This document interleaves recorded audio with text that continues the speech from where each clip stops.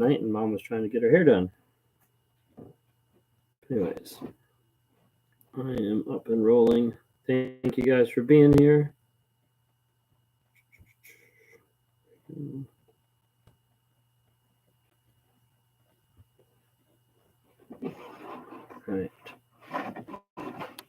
All right. If you're watching me on any other platform besides TikTok, TikTok is normally the one that I'm on the most. So if you have any questions and things like that, TikTok's going to be the place to drop them in.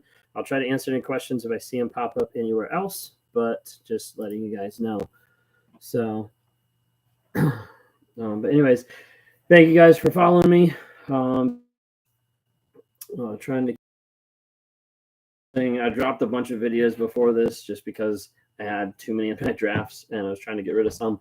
Most of the time, if you contact me on TikTok, I'll normally respond on there better than I do on YouTube. I'm getting better about comments, and Instagram I am getting pretty decent about going through. But yeah, but I've been trying to grow both platforms. So some people follow me on YouTube or on Instagram, also on TikTok as well. So that's where I am most of the time, is TikTok. That's where I kind of got started on here.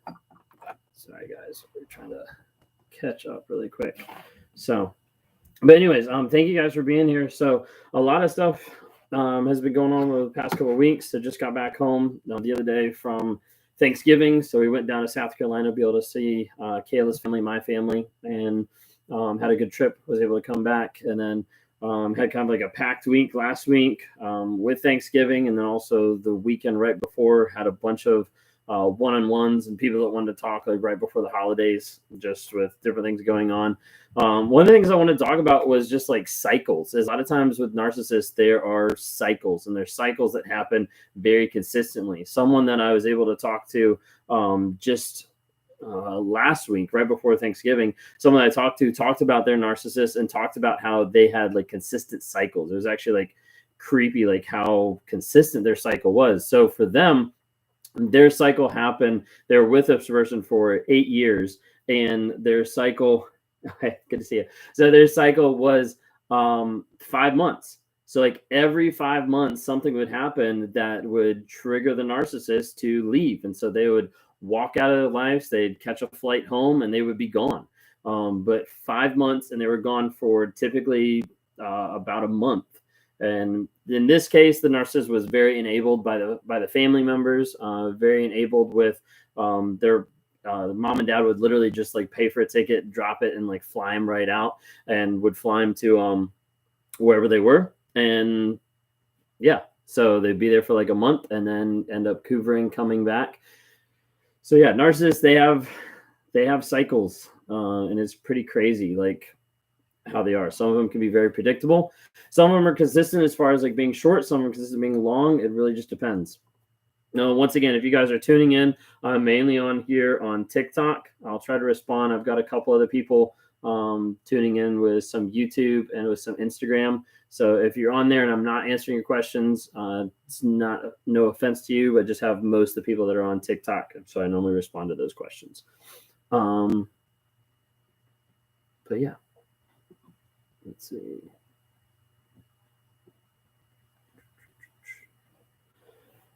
All right. Anyways, so let's go ahead and jump in here. Got a couple of things. Give me 1 second. One of my things is giving me a issue.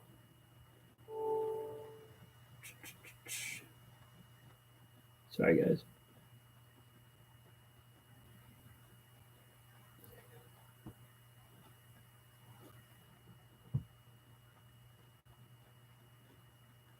All right, there we go. All right, let me catch up real quick here. I know a couple of you guys already put some comments and some questions in here. All right, so if I've missed your question, I'm sorry. We'll have some moderators on here a little bit as they jump on. That'll help try to answer some of these questions too. But I will try to answer as best I can, and we'll jump right in. They say narcissistic people will never question they're a narc. So how did you know you're one? So for me, I always knew that something was off. Like something was off like my entire life. Something was off in how I connect with people. Something was off in how I interacted, how I emoted, how I had emotions, how I had feelings and things like that.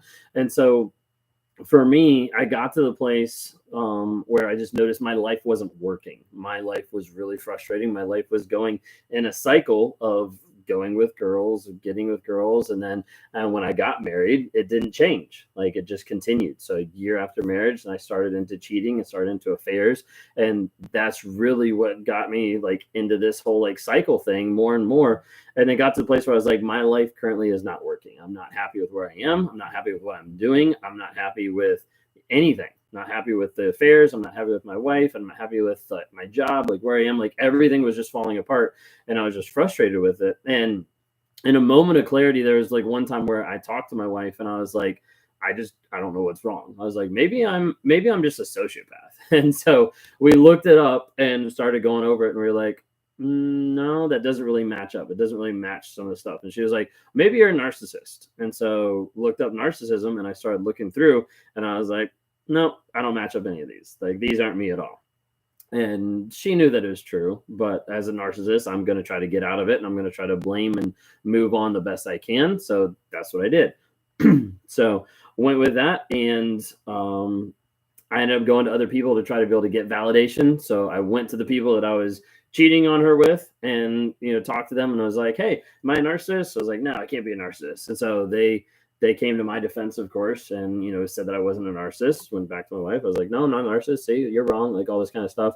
But that seed was still there, and started going through, and I really started looking into it and being like, actually, I am. Like this is the stuff that I actually identify with.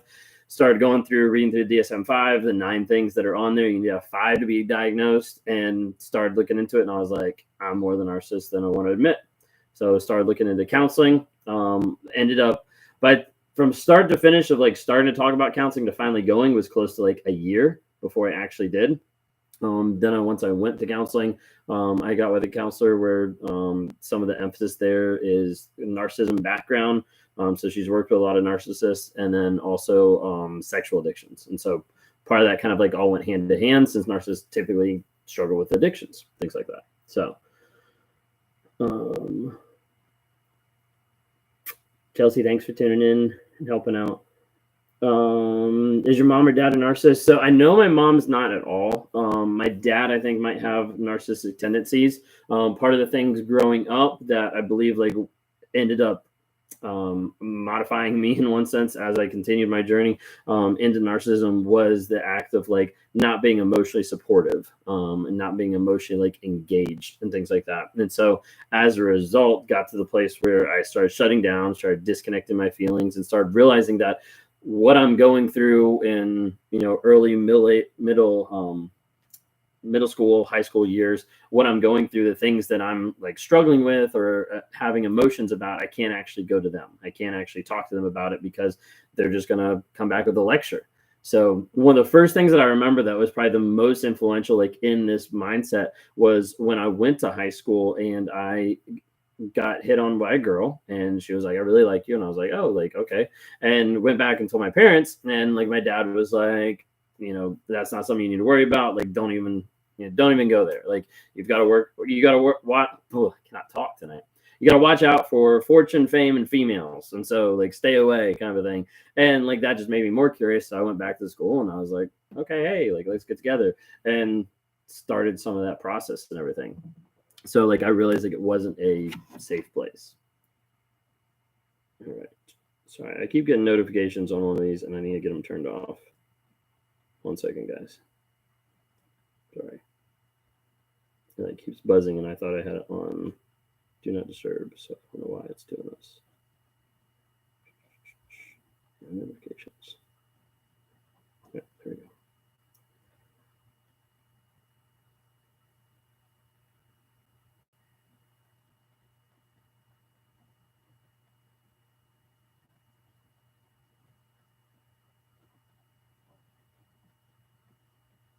All right, there we go. Sorry. All right. What else we got? All right, so on TikTok especially, what I have done is if you have over 1,000 followers, you can just call in. I've got it set up to do guest requests. So you can actually jump in and do a request to go live. But I'm going to take a look at some of the comments here, some of the questions. I want to be able to see.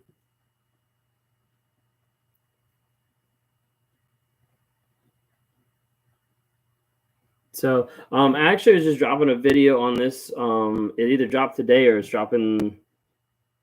I don't remember. It's either dropping today or tomorrow. But the idea of like as a narcissist, like formed, are they born? You know, are they just born and it's hereditary? It's just going to happen, kind of a thing, or is it something that they're actually like made? And I think that they're formed. I don't think a narcissist is just inherently going to become a narcissist because it came from narcissist parents.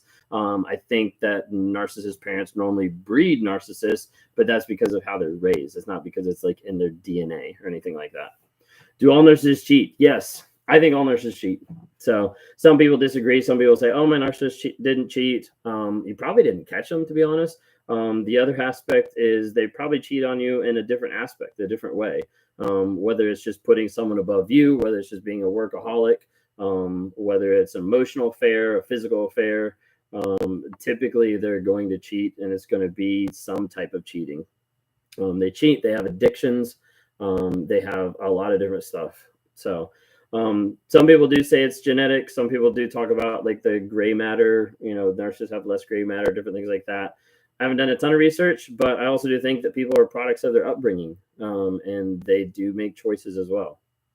So I think if you took a kid out of a narcissistic household, like say as a baby, and put them in a nice, loving, empathetic household, I think you'd see different results. Yes, I do have children. So we have a 2.5-year daughter. So she's 2.5, walking around, talking, everything. But yeah.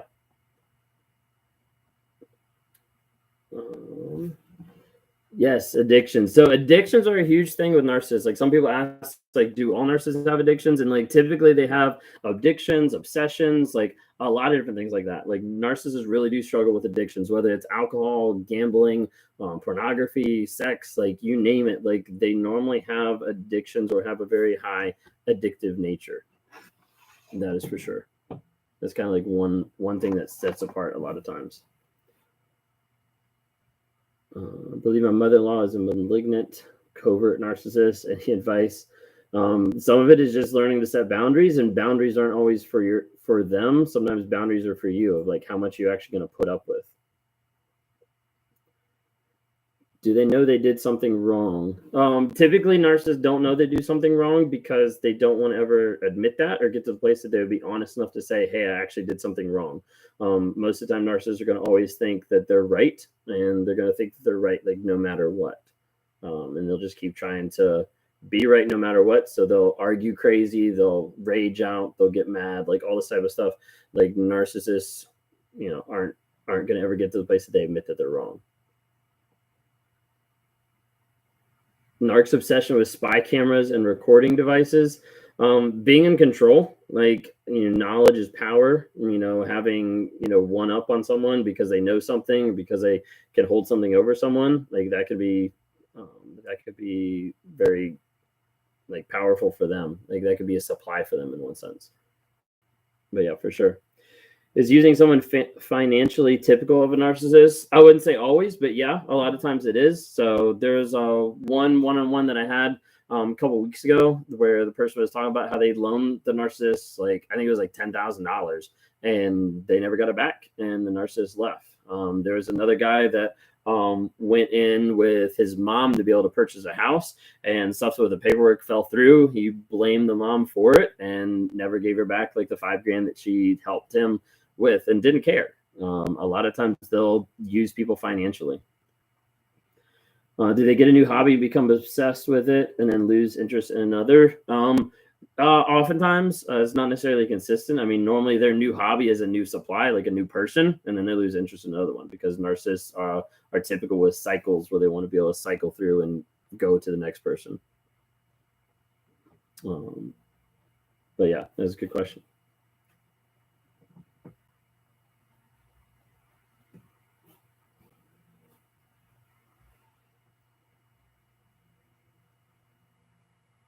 So weaponizing children in co-parenting situations, do they realize or care about the child? A lot of times they don't care about the child, and that's really difficult for a lot of people to hear, and very difficult for people to swallow. But you have to remember, a narcissist is looking at their world, their mind, as being the number one, the biggest thing, the most important in the universe. And so as a result, they're looking for anything and everything that can be a supply. Oftentimes kids can be a supply. And so they will enjoy or have feelings or connect with their kid as long as the kid is giving them supply, looking up to them, thinking they're the best in the world, thinking, daddy, mommy is Superman or whatever, and as a result, they'll end up using kids oftentimes as supply. They're using kids to control other people, all that type of things. When a narc is bipolar, how to tell which disease is present doing toxicity? I've never heard of a narcissist being bipolar, like narcissism and bipolar the same. I don't really have a good answer on that. I think a lot of times narcissism disconnects a lot, or sometimes tries to disassociate different things. And as a result, it might look somewhat like bipolar, but I've never heard of it being both together. So you'd have to ask someone else on that. I'm sorry. I'm not sure about that. So some people I think I know BPD and NPD are closer as far as like being there, but I haven't heard necessarily of bipolar and narcissism existing at the same time. But I'm sure it's out there. Do their families know? His parents seem oblivious.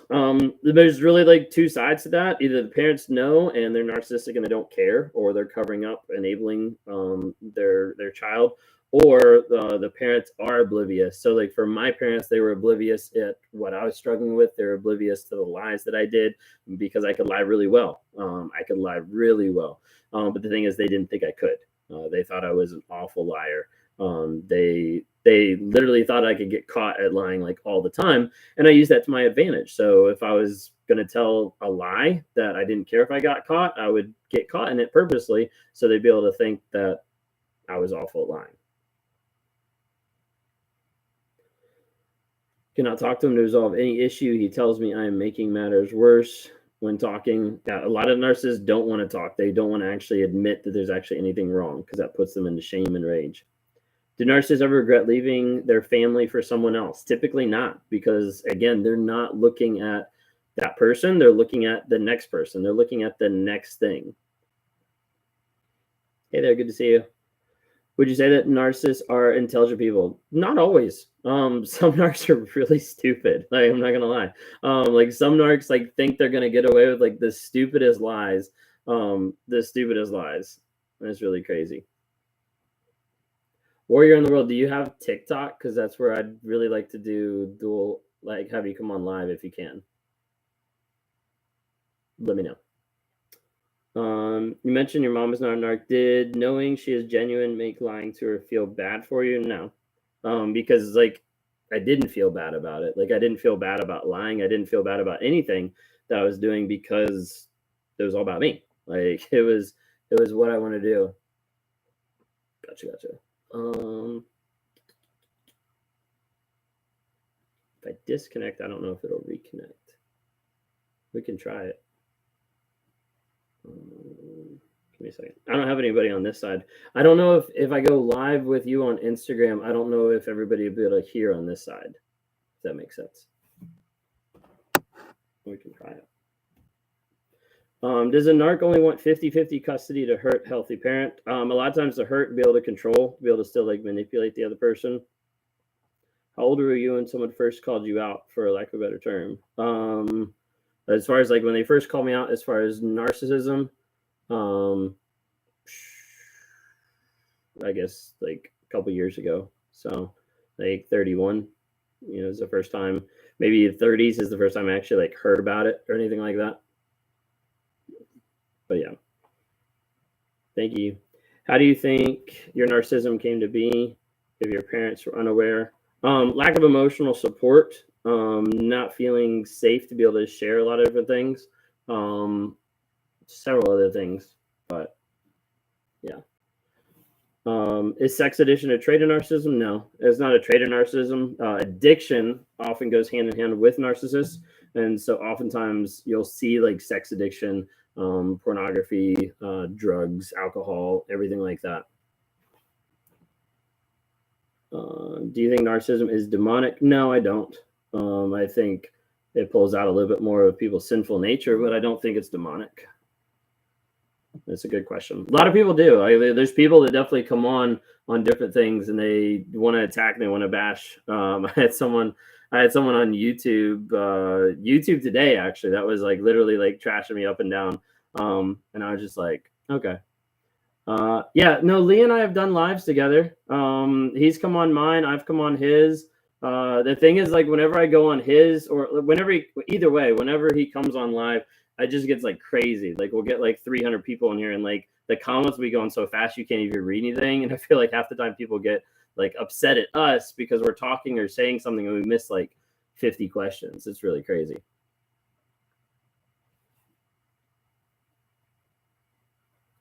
Or in the world, let's set up a time. Let's set up a time. I don't think I'm going to try it right now because I don't think everybody would be able to hear on other platforms. So I'm not ignoring you, but let's set up a time to do it. I'd love to. Message me. My ex would always barge in my room when I was in the bathroom. Is this something a narc would do? Not necessarily. I mean, a narc really only cares about themselves, but it's not necessarily saying, oh, that's a narcissist kind of thing. Can X be convinced to become self-aware like you? No, you can't convince a narc anything. So trying to convince a narcissist is like talking to a wall. Like, you're not going to be able to convince them of something. You're not going to be able to, I guess, lack of better words, like manipulate them into admitting who they are. It's going to have to come from them, which doesn't give a whole lot of hope and is really frustrating for a lot of people to hear. But it's not going to work if you force it on them. It's going to be short-lived.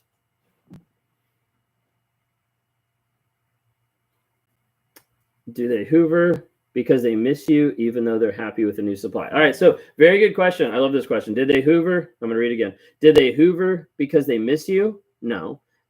Even if they're happy with the new supply? No, because they're not. Okay, so with that, excuse me, when they're Hoovering, a lot of times they Hoover either one, to figure out if they can do it, two, to be in control. So Hoovering is all about getting the supply back, getting back in control. And so that's what they're looking for. Like, they want to Hoover to get back in control. So it's not because they miss you. It's not because they have these emotions, because they have this empathy, because they have this love or anything like that. They literally, a lot of times, are Hoovering just to be able to come back and to be able to get in control of you so that they have supply. They can come and go as they please. They can have their cake and eat it too. Like, when they Hoover, they're trying to just be in control. So it's not because they miss you. I forgot the second part of that question that I was going to answer. Oh yeah, like, they're not happy with the new supply because their narc isn't going to be happy. The narc isn't going to be happy with the life that they're living, with the place that they're going, and with the cycle that they're going to continue on. They're going to think that, they're going to try that, they're going to love bomb, future fake, everything like that, but they're not going to get to the place where they are happy because they're never going to get to a place of truth. If they can't get truth and have the facts about the situation of what's actually going on, they're never going to get happy. War in the World sounds great. Appreciate it, man. Do you think narcs should be given access to their children, especially if they're inconsistent? If they haven't earned the right, then no, I don't think so. Why marry? Good question. Good question. A lot of people ask that. So, like, why marry? So sometimes for a narcissist, it's to appear normal.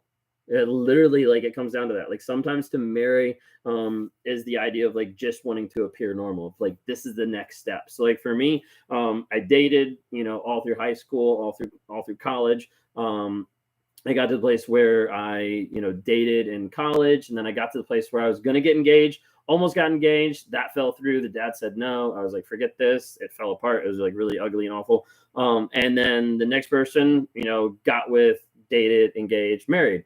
And so, like, part of the thought process was thinking through, like, okay, like, this is the next step. This is what people do. Like, they date, they get engaged, they get married. And so for me, like, part of it was like, this is normal. Like, this is what I'm supposed to do. Other times people do it out of, more like control. Like, they want to be able to have like a permanent supply. They want to be able to have that person there. a couple different reasons there.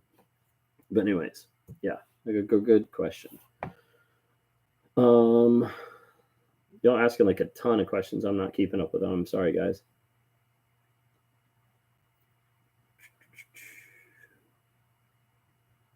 How can a married narc justify having a long-term affair but want to stay married?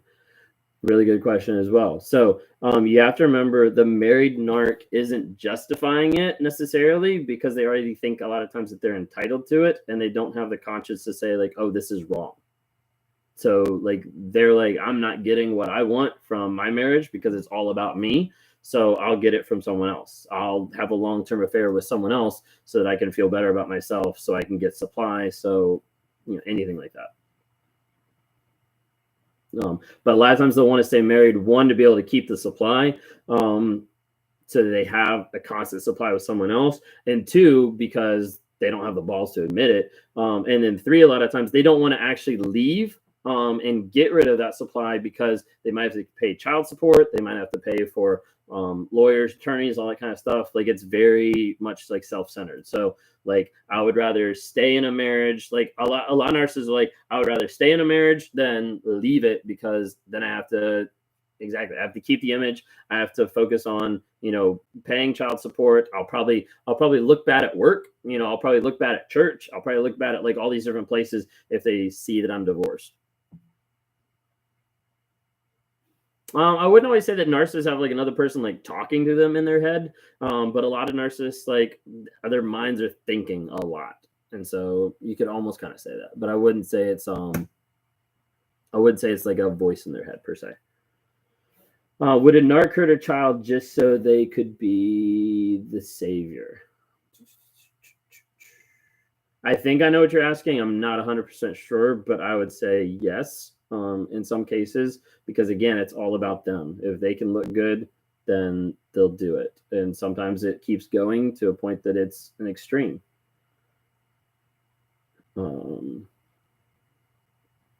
Yeah, y'all have like a ton of really good questions tonight. So I'm sorry if I'm missing any. My rage doesn't necessarily go in cycles. My rage was when I was inconvenienced. So if I didn't get what I wanted, if my plans were inconvenienced, if stuff was on the rocks, with an affair or something like that, then my rage was more prone to just pop up really quickly. But yeah. If any of y'all are new here, my name's Ben Taylor. So I'm a narcissist in recovery and I'm on these platforms here to be able to talk to people, to bring awareness about narcissism, help bring growth, healing, and change to people out there. So really that's why I'm posting, short videos.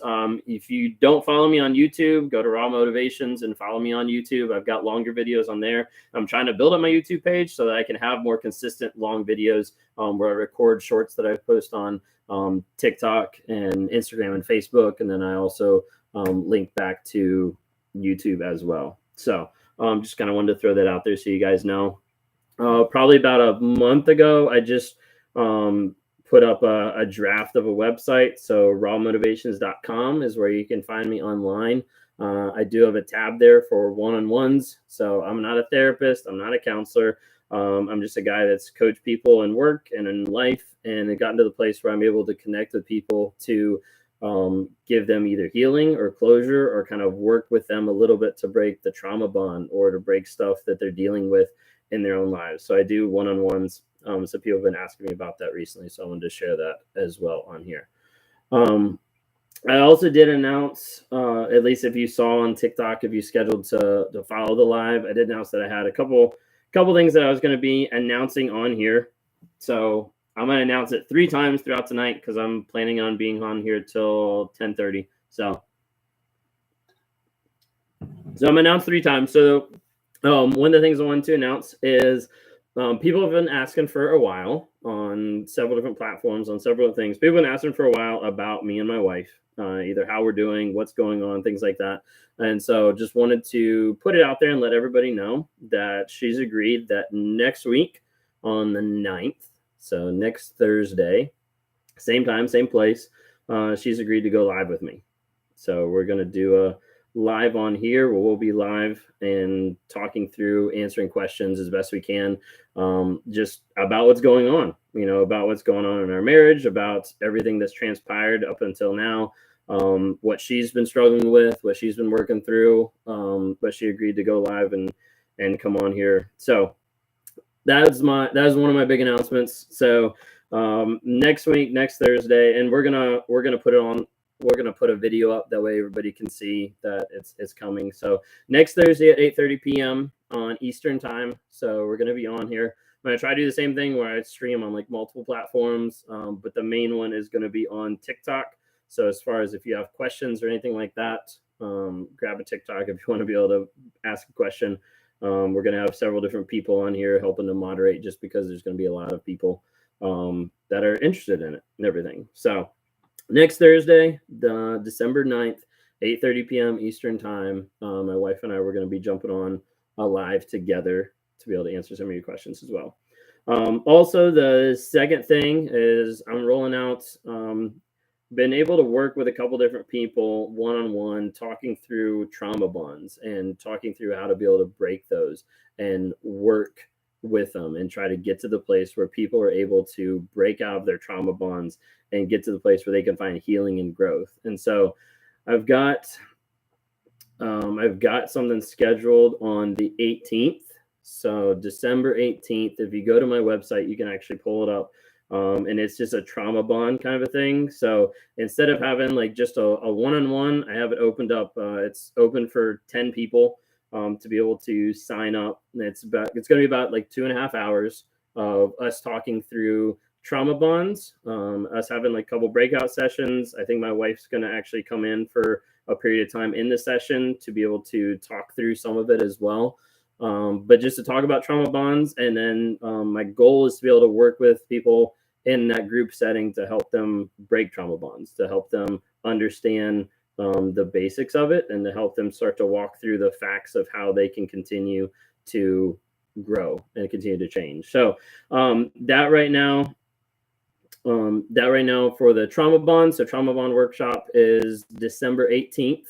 It's going to be at 2 p.m. Eastern time, December 18th.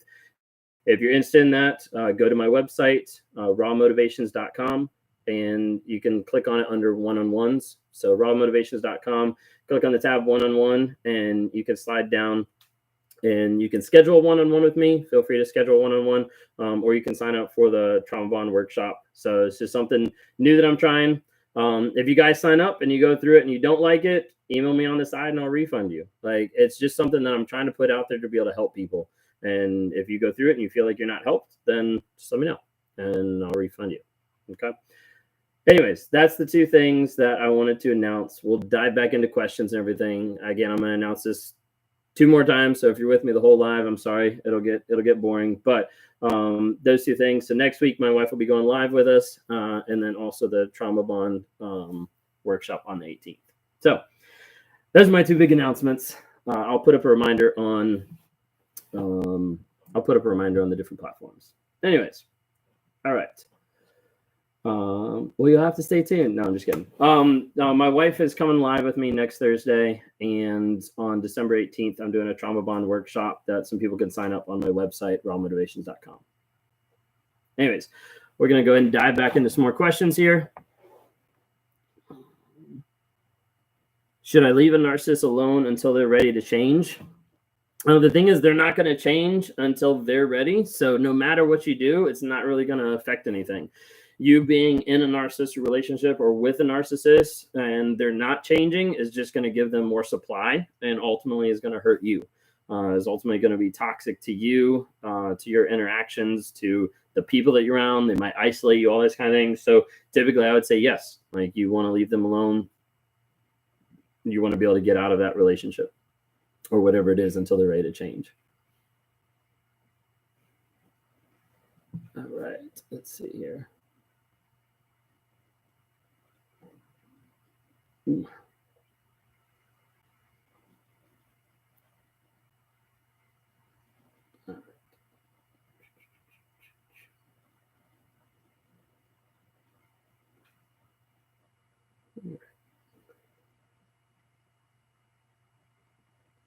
Okay.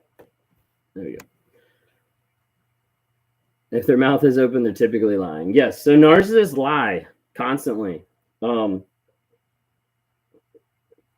Narcissists are known for lying, and some people like why do they lie? Like they lie so much, and they do. They lie like nonstop, like all the time. So narcissists lie about where they are, who they're with, what they're doing, like what they're eating. Like it's crazy.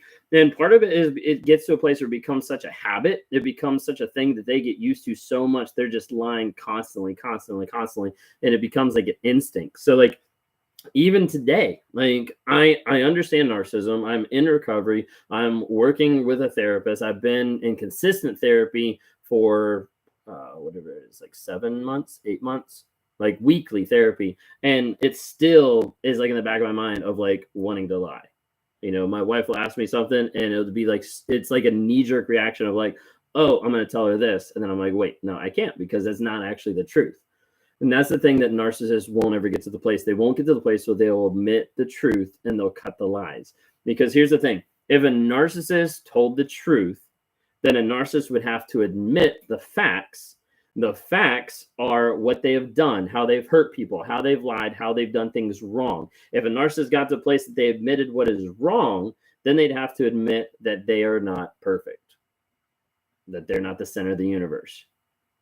Realizing that means that they have to own up and they have accountability, have responsibility. They have to get through actual feelings of guilt and shame and get to a place of truth and healing. Most narcissists aren't willing to even get close to that because they won't stop lying. All they're going to do is just continue to lie and lie and lie.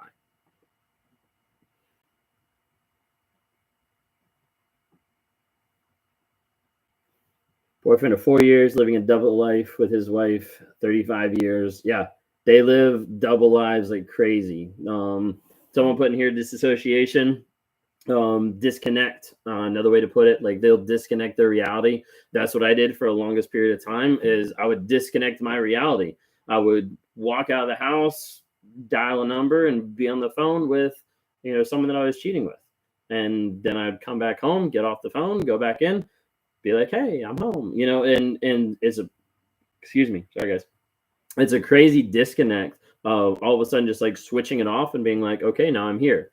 Narcissists, like I said about like lying, they'll get to the place where they'll lie about everything because they want to create that false reality that they live in, that they enjoy. Did you have emotional affairs? Yes, I did have emotional affairs. The last one was probably the most that was emotional affair, and I haven't told a lot of my story, to be honest. Like I put a lot of my story out there, but there's still like so much more of my story. But the last affair was like backwards, I guess you could say. So it started off as a friend, went physical, then stepped back from physical into emotional, and then stepped back to the place where we were talking, and then stepped back to the place where we were like, yeah, we need to separate and not have any more contact and everything. But that was the only one that went backwards. But yes, most of the affairs were physical. So like a narc doesn't want to feel imperfect because they think, again, that they're the center of the universe. They have an inflated sense of ego. They want to think that they're the best thing ever. And they get supply from people thinking they're the best thing ever. They get supply being that savior complex, being that God complex. And so actually having to admit that they're wrong, would just be awful. Yes, narcissists are very private a lot of times because they don't want to be vulnerable. If you're vulnerable, so if a narcissist is vulnerable, then I had an equation someplace that I put up one time. I don't know where it is. If a narcissist is vulnerable, then they actually have to admit what's actually going on underneath. And that could actually touch on places of like empathy, which is like scary. Vulnerability is very scary. If you're vulnerable, you have to admit the facts. You have to start admitting the truth. They don't want to admit the truth.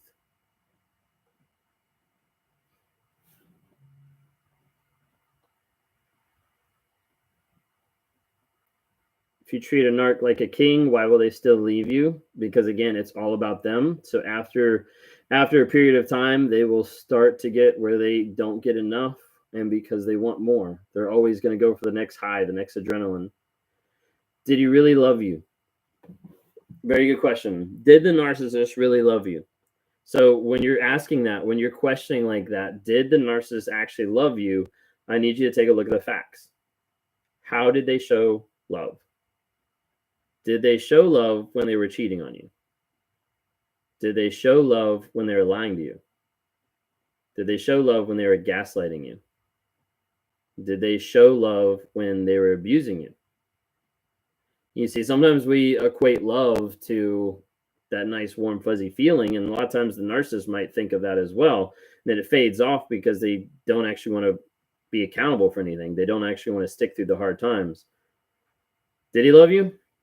No, because he didn't show it. He didn't act on it. He wasn't a man.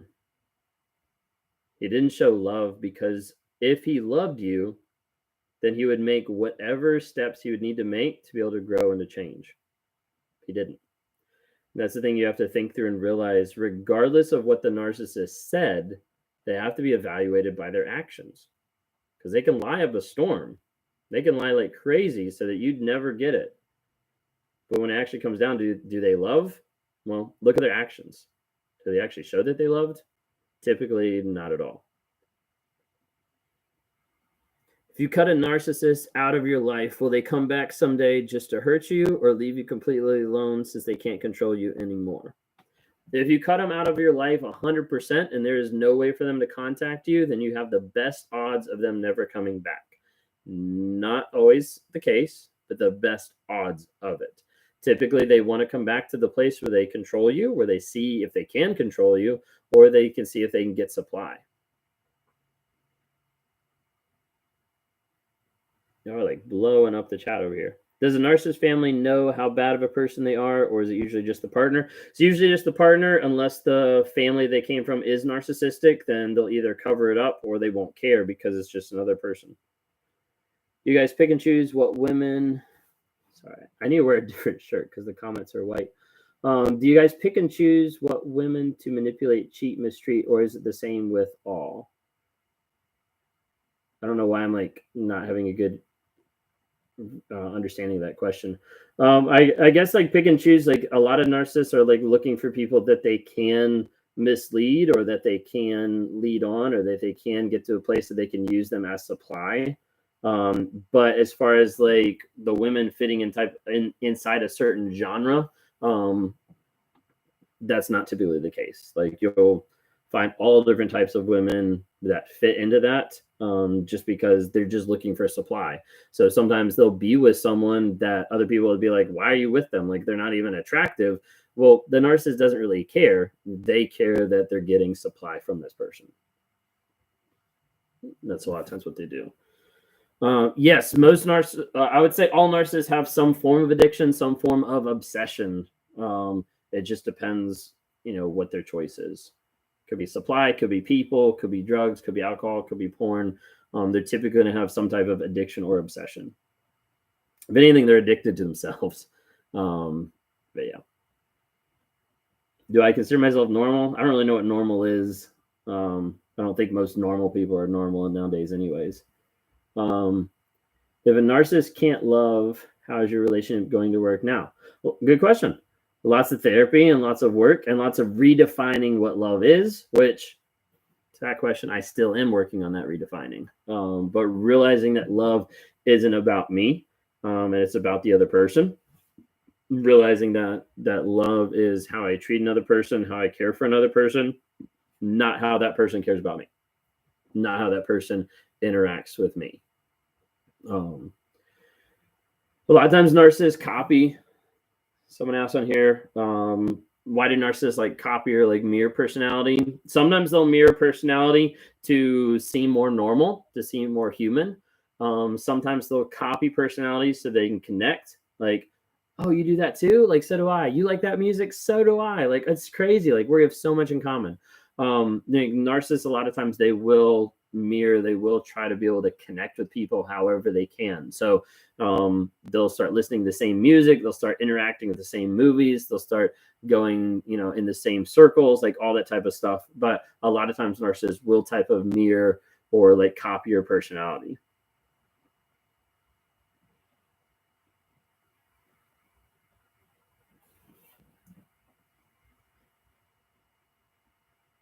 Do they mirror friends and coworkers, just love interest? It kind of depends. I would say mainly just love interest. I wouldn't call it love interest, supply interest. Let's call it that.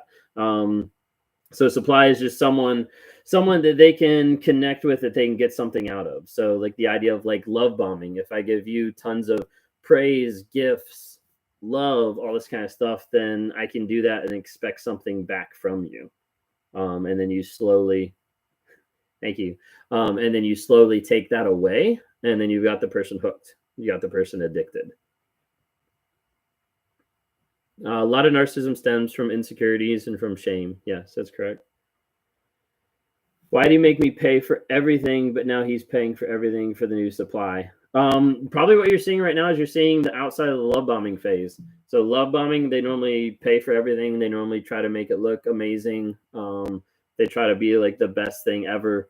And so like when they're with a new supply, so here's a couple things with this. When they're with a new supply and you're like, wow, they're treating them so much better. Like it must be me. No, it's not you. It's you're on the outside of the love bombing phase. You are watching them. You're watching a master manipulator at work love bombing someone else. And you're looking at it from the outside being like, whoa, he loves him so much. No, he's just love bombing. He's just love bombing. And yeah, he learned something from you. A lot of narcissists will do this. They'll pick up something from one person. So like they'll mirror someone to try to look more human. Then they'll go to the next supply and they'll start using that a little bit more with the next person. And that sometimes gets that supply a little bit longer. Gets it a little bit farther before the mask starts slipping down.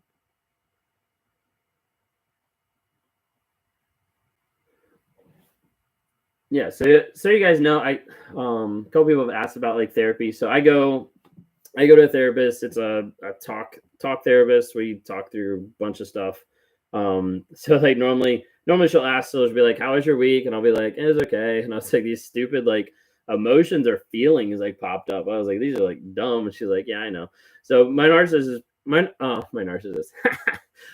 therapist, she's pretty crazy. She's a redheaded Enneagram 9 with wing 8, and so she can work on trying to bring peace, but she doesn't pull any punches. But she's also crazy because she looks into a lot of stuff that's not into your regular therapy. It's really kind of crazy sometimes. So like I was in therapy this past Wednesday. So I go every Wednesday at 1. I was in therapy with my therapist this past Wednesday, and she was talking to me. I'm going to botch it if I try to say exactly what it was, but she was talking to me about like internal healing and like being able to sense people's energies and like stuff that she's like researching and looking into. And I was like, what? I was like, that sounds like weird. And she was like, lay down. And I was like, what? And she's like, lay down on the floor. So like I laid down flat on the floor, and she like gets beside me, like on her knees, and she like takes her hands and like holds them over me, like probably like 6 inches above me. And she like goes like this, like down my entire body. And I was like, this is weird. And she was like, have your feet and shins been hurting you a lot? And I was like, actually, yeah, today I was in like pain when I was at work because I like wanted to sit down. She was like, okay. And then she like kept going up, and then she got like above my head, and she was like, have you had more of a connection with God recently? And I was like, okay, now you're kind of like freaking me out, because like I had like over this past week, like I'd had more of a connection with God. I'd been in my Bible more, talking to God, stuff like that. And I was just like, this is weird. But at the same time, like my therapist is a Christian. She also cusses. Like it's just like she does not fit into any genre, but she's literally like perfect to me, because we'll get to the place where I'll be like there like bawling, and it's like it's weird. But it's crazy. We spent some time doing some inner work this past week, where she's having me like look inside myself, and I'm like, she's like, look for this, and I'm just like, I don't see it. And then like she like talked through a couple things, and all of a sudden I'm like sitting there crying, and I'm like, I don't even know what's going on. It's crazy. Anyways, my therapist is crazy, but I love her, and it's awesome. Do narcs pick up on empaths more than non-empaths? They pick up. I do think a lot of narcs are very observant, very much so. Do not overheat on me. I just like dim. I think narcs are like very, very observant. I was talking with Lee the other day of just like how like we're both like very observant of people. Like he loves like watching people and like seeing how people tick and stuff like that. Like that's something that is like really interesting to him. And I think it's interesting too. So like growing up, there's a lot of times my parents would try to keep certain information from me. My dad was a pastor, and so there'd be like different things going on in the church that they didn't want to, share with a kid in the house or whatever. And normally, like, it would come to a point where they might like actually share something, or they might say like, hey, like something's going on, so like just don't say anything about this. And I'd be like, oh yeah, I already know, because a lot of times I could pick up on stuff, pick up on like social cues, pick up on who talked to who, and then there's another conversation or anything like that. Yeah, a lot of narcissists are very observant. How can they still love bomb the supply after 5 years? I'm guessing they haven't love bombed the supply the entire 5 years, but it's probably going back and forth whenever either the other person is getting ready to kick out. I'm going to 10:30 Eastern time. I don't know what time zone you're in. I'm going to 10:30. Did you cry before therapy? No. That was like the weirdest thing. So like when I went to therapy with this therapist, so I've been shopping around. I've been going to like 4 different ones in a period of time, trying to see which one would be the best one. And I went to this one thinking like, okay, like here's another one. I'd already like fired 2 other therapists. And like went to this the one that I'm with now, and sat down with her, and we went with like, it's literally first session. I was like, what the heck?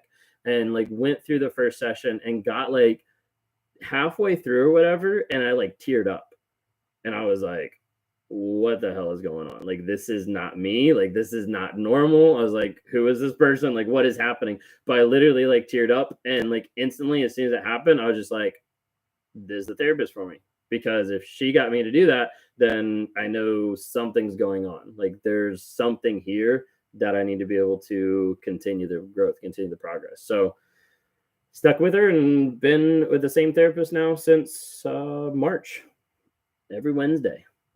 It's awesome. It's crazy. But yeah, before that, to answer your question, before that, I didn't cry at all. Never really cried at all. If there was a time I ever like teared up, like it was kind of like almost like a family joke of like, write that down on the calendar, because that wasn't something that happened. Like I'd go to funerals. Like I went to, my grandpa's funeral. Like my grandpa was at my aunt and uncle's. We were all at my aunt and uncle's. We were all like, everybody is around his bedside, crying, like wishing him bye and all this kind of stuff, because they knew he was in hospice, so he knew that he was going to pass away soon. I like sang a song like beside his bed while everybody's like bawling their eyes out. And then he passed away, and we had the funeral. I sang at the funeral, like never shed a tear. And it was kind of like one of those things that I was like, I don't feel that. I was like, okay, like for the narcissist perspective, I was just like, okay, like he passed away. I can't do anything about it. Like next, like moving on. Like it's very, a lot of people don't want to hear that. And it feels weird to be able to say that, because I feel like some people want to trash me for it. But like y'all don't come here for the fluff. You come here because I try to be honest with you guys the best I can and be vulnerable, and it sucks. But it's also why I'm here. Yeah, a lot of narcissists don't cry. Your narc is demanding no contact. That's interesting. 10 months of if you do this or that, there might be a chance. Have you done this move? He swears that he loves me and misses me. He swears there's no one new. I don't know necessarily about a narc demanding no contact. I mean, shoot, I guess you could say if they demand no contact, that's like perfect breeding ground for them to keep you on the hook and go out and be with someone else. Like narcs love either no contact at times because they can go out and do whatever with supply, or they like the idea of like long distance relationships because they can get their supply over text, FaceTime, phone calls, and then they can go out and be with someone.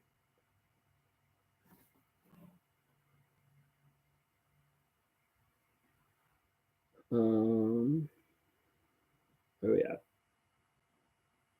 When did I know I was a narcissist? Time frame's always a little tricky. I guess like a year and a half ago.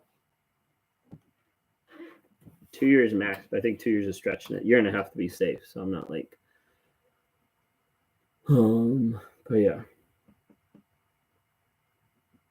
When a narc, where'd you go? When a narc demands no contact, it's just control of you to see if they can break the boundaries. I can see that. Yeah, so for me, whenever I figured out I was a narcissist, like it wasn't, so like I guess one or two things. If someone actually gets to the place where they think they're narcissist or admit that they're narcissist, some narcissists will admit it. Like people that say that some narcissists, that all narcissists don't admit they're narcissists, some narcissists do. Like I've had people that have actually said like, yeah, I'm a narcissist. And some people admit it and they don't care. They're literally like, yep, here's my card. I'm a narcissist. Like, screw you. Like some narcissists will admit it and don't care. For me, it was kind of a relief. Like for me, like actually being able to put a name to it, be able to define it, I was like, okay, if I can define it, that means I can actually work on it, because you can actually work on something you can understand. You can actually work on something you can learn, and you can grow from it. But you can't work if you have no clue. And so that's why, like early on, I was like, maybe I'm a sociopath. Like, I don't know. Like, I feel like I don't have emotions the same. I don't connect with people the same. Like, I don't know what the heck's going on. And then ended up going towards narcissism, and then realized I actually do match it up. Yeah, narcissists oftentimes will call other people narcissists, especially their partners. But yeah, other people they work with, things like that. A narcissist, they can call someone as a narcissist and put them on the defensive. It means they don't have time to attack.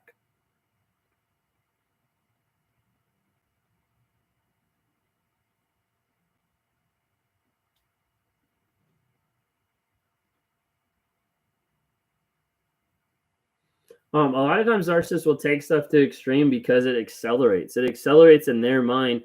And a lot of times, if you haven't seen my video on one of the platforms, I think I have all of about like of the cycle of like where the narcissist will have a trigger event and then they'll drop down and feel like shame and then guilt and then anger and then blame. And when you go through that cycle so much and so often, you get to the place where that cycle accelerates stuff. So that's why you can go from having a normal conversation with a narcissist to them getting mad, to them raging, to them throwing stuff, to them hitting, to them destroying the house.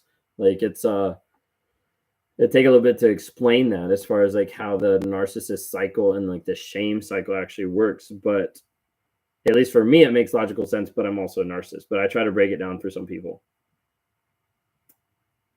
Did my wife ever consider call me controlling? Yeah, 100%. I was a narcissist. Still am, but I mean, I'm working on it. What was that? How could he beg not to leave him so that he could turn around and leave me while sick? Who does that? Yeah, so I mean, typically it's because they don't care. A lot of times they want you to leave, but they'll beg you not to leave so that they can look like they're the victim. Probably during that time, he probably didn't get supplies, so then he's just like, peace, I'm out.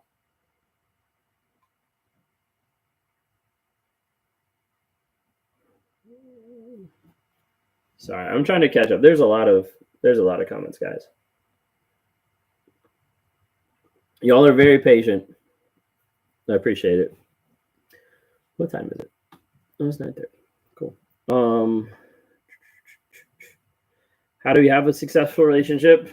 I didn't for a long time, and we're still working on that. So my wife's been in counseling, like therapy, for a year and a half or so. I've been consistent since March. Before that, I did some EMDR, a couple other counselings and therapies and stuff like that. We've just recently now started to do some counseling together, which, side note, I do not recommend. If you're with a narcissist or have a narcissistic relationship, do not go to counseling together unless they're willing to work on themselves, unless they're willing to go to counseling for a good period of time so that there's actually some truth to the relationship of coming back together. So my wife and I were now going to counseling. We went with one guy for a short period of time, got rid of him because he wasn't helping. And then, well, we're with a different one now. But yeah. So don't do couples counseling. Okay.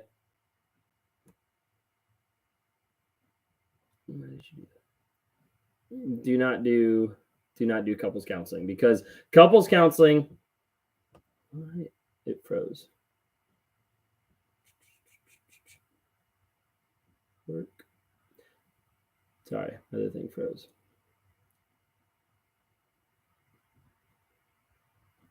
All right, so typically, which I'm going to lose my train of thought. Sorry. Couples counseling is not a good thing to be able to do, because when you go to couples counseling, they'll play the counselor. Okay. So yeah, you're right there. They'll play the counseling, the counselor, they'll go into counseling and they'll play the counselor so that the counselor thinks that you're the narcissist and not them. And then they'll also like come out of counseling and they will rage at you. They will get so mad. They will come back to the place where they're yelling at you. And the sad thing is, a lot of times they'll get to the place where they'll come back. Well, they'll come back and you'll be leaving counseling, you'll be driving home, you'll be home, and they'll start saying all the stuff in counseling and they will turn it back on you. They will make it your fault. They'll make it your fault for everything. Be like, well, the counselor said this. Like, if you were more loving, I wouldn't have done this. Like, if you had supported me a little bit more, then I wouldn't have done this, or things like that.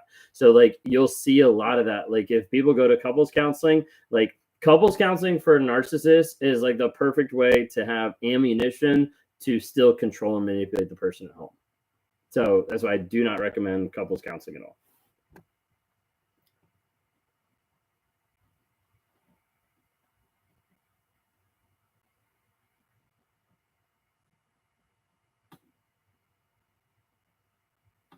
Yeah, they will make everything your fault. Do narcs discard their children when they become individuals and opinionated? Yeah, I can see that. A lot of times they'll end up doing that. A lot of times they'll get to the place where they don't care, where they disconnect or just, shut it off. Why do they never, ever apologize even when they've been physically abusive? You know why they don't apologize? Because apologizing would have to admit that they are wrong. Narcissist isn't going to do that. Apology would have to be admitting that they're wrong. And a narcissist isn't going to admit they're wrong, because if they admit that they're wrong, that means they have to take responsibility, they have to take accountability, and they have to get to a place that they actually tell the truth, which they're not going to do. They're not going to do it because they don't want to admit that they're wrong. They don't want to admit that their false reality that they've built, that is built on lies and is built on infatuations with themselves. That's why they don't apologize. What are your tips on getting, sorry, I just scrolled up to a year of no contact at all? Of getting to it, or you're like almost at it and you're wondering like how it's going to be? Like, not exactly sure where you're coming from there. But I mean, stay the no contact. Like, no contact is the way to have them not come back. Good odds to have them not come back. No contact is a way to protect yourself, continue to grow. Like, go no contact.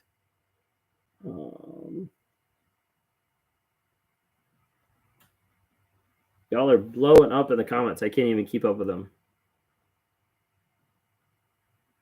How do narc comes up with multiple lies and able to keep up with the lies? Some narcissists can't keep up with the lies. Like I said before, like some are really smart and some are really stupid. And they can't keep up with the lies. But yeah, they'll build lies upon lies, and they build false realities so that they can feel better about themselves, so they can exist in that reality and they don't have to own up and have accountability. But yeah, narcissist lies all the time. A lot of people say like if their mouth is open, then they're lying, and that's often true. All right. I need to get like an actual definition, because every time I try to explain triangulation, I feel like I'm like stumbling over my words because I do not have the best definition. A lot of times triangulation is when you're pitting two supplies against each other to be able to improve one or make one do something that you want them to do. This could be supplies that know about each other, supplies that don't know about each other, but like triangulation is typically like trying to increase supply by showing that there's another one there. I feel like I'm going to botch that, so I'm not going to keep going with the triangulation. I'm sure a couple of the mods on here on TikTok can like throw it up and say what triangulation is better than I can. But yeah.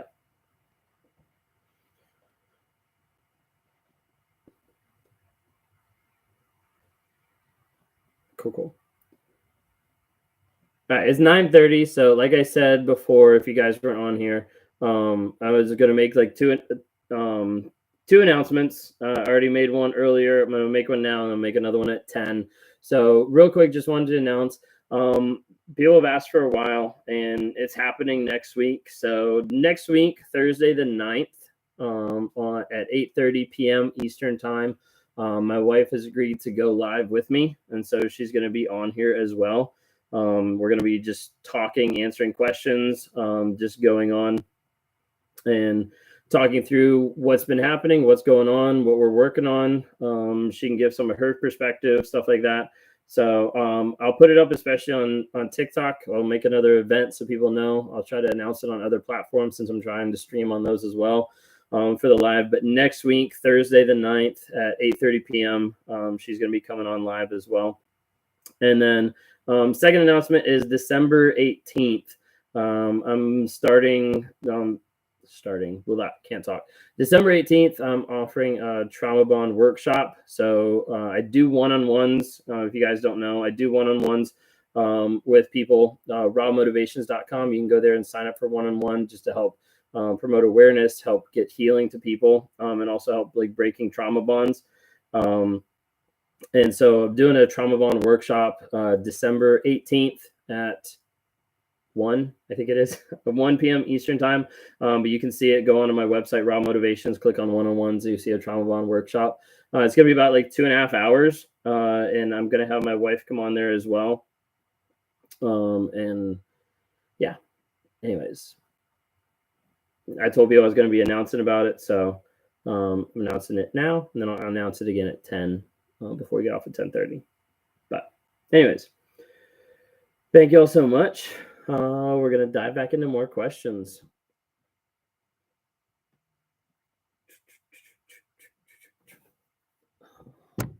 Separated with my husband. He's been watching your videos and admits he does have some traits. He said he will get therapy. Should I keep no contact? Well, how are you no contact if he contacted you? That's not the definition of no contact. I would be very careful. I mean, I said I was going to get into therapy for like a year before I did, it just kept stringing along my wife for a period of time. So I'd say no contact until you actually see change, until he's actually in therapy for a period of time and he's willing to change and do the work. If he's not willing to do the work, it's not worth it. He doesn't care. All right. Y'all having like a side conversation. So what's going on? Has your wife forgiven you for cheating? Yes, she has. So it's a long process. She's read a lot of books, a lot of therapy, and she'll probably talk about that some, and also probably share some of the books that she's read that have helped her.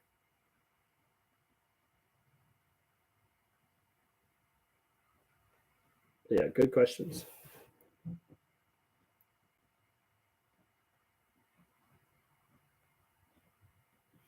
Do you hate the person that gives you supply? I wouldn't say typically or initially, but then a lot of times a person gets to the place that they're looking for, that next high, that next adrenaline, that next supply in one sense. And as a result, they start devaluing and discarding the person that they once said that they loved, but they didn't actually love them. They just loved what they got out of the person. So when that starts to fade away, then it ends up looking like or being hate.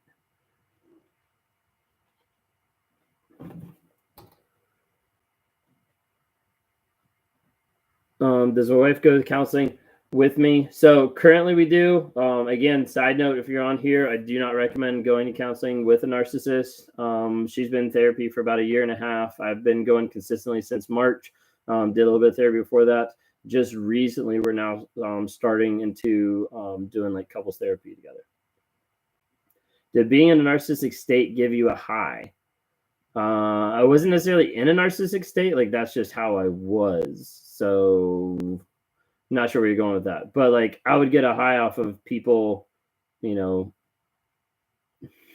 would get a high off of people, loving me, thinking that was the best thing ever, because I thought I was, Did I see that? I caught the end of the live with Adam Clusterby and Cree the other day. I just caught the end of it. I didn't see the whole thing. Learning empathy, definitely like cognitive empathy of like knowing or thinking like this is what I'm supposed to do, kind of thing. But yeah, the empathy thing is still a process. Do they resent you whenever you catch onto the lies and manipulation. A lot of times they do, because you're catching them in the lies, and they don't want to admit that they have lies. They want to admit that they're the best person ever. So they'll get frustrated, they'll resent, they'll devalue, they'll discard, because you're starting to catch who they really are. Does the narc miss the X out of discard? No, especially if they did the discard. They won't at all. Does a narc seek revenge after narc injury? It really depends. Like, there's a lot of different, it's hard because there's so many different strains of narcs in one sense, like how they interact, how they respond to different people. But yeah, there is a decent amount that they will seek revenge. If you're the one that betrayed them, that had like narcissistic injury or whatever, yeah, they will do that. A lot of times they're stalking. So a lot of times they're stalking because they still want to have control. Sometimes they're stalking because they want you to know that they're stalking. They want you to still feel like that pressure. Sometimes they're stalking because they want to see how you're actually doing, and they won't believe anything, because in their minds they still think that you want them. They still think that you're into them, or whatever it might be. If you did the discard, I don't remember what your first question was, but if you did the discard, like, stay that no contact. Like, do not open up the doors. If you did the discard, keep those doors locked and let them go away and find someone else. If you discard the narcissist, will they come back? They'll probably try to Hoover. They'll probably try to get you back, just as a control thing. Not because they want you back, but because they miss the control, they miss the supply.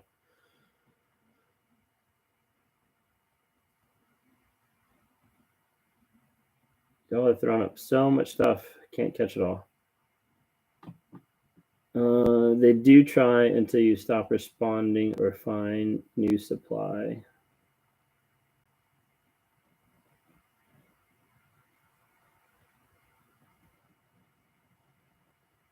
How long does it take them no contact before they believe it's over and leave you alone? That varies. That really does. Biggest thing. So, I mean, the biggest thing with no contact is, like, sometimes it'll be like, oh, I'm going no contact, but they emailed me the other day, and I'm like, okay, like, you should have them blocked, I'm going no contact, and they text me the day. I'm like, that's not no contact. Like, that's just like, oh, I'm not going to respond. Like, that's not what's going to be helpful. That's not what's going to be helpful. Like, you really got to, that you block.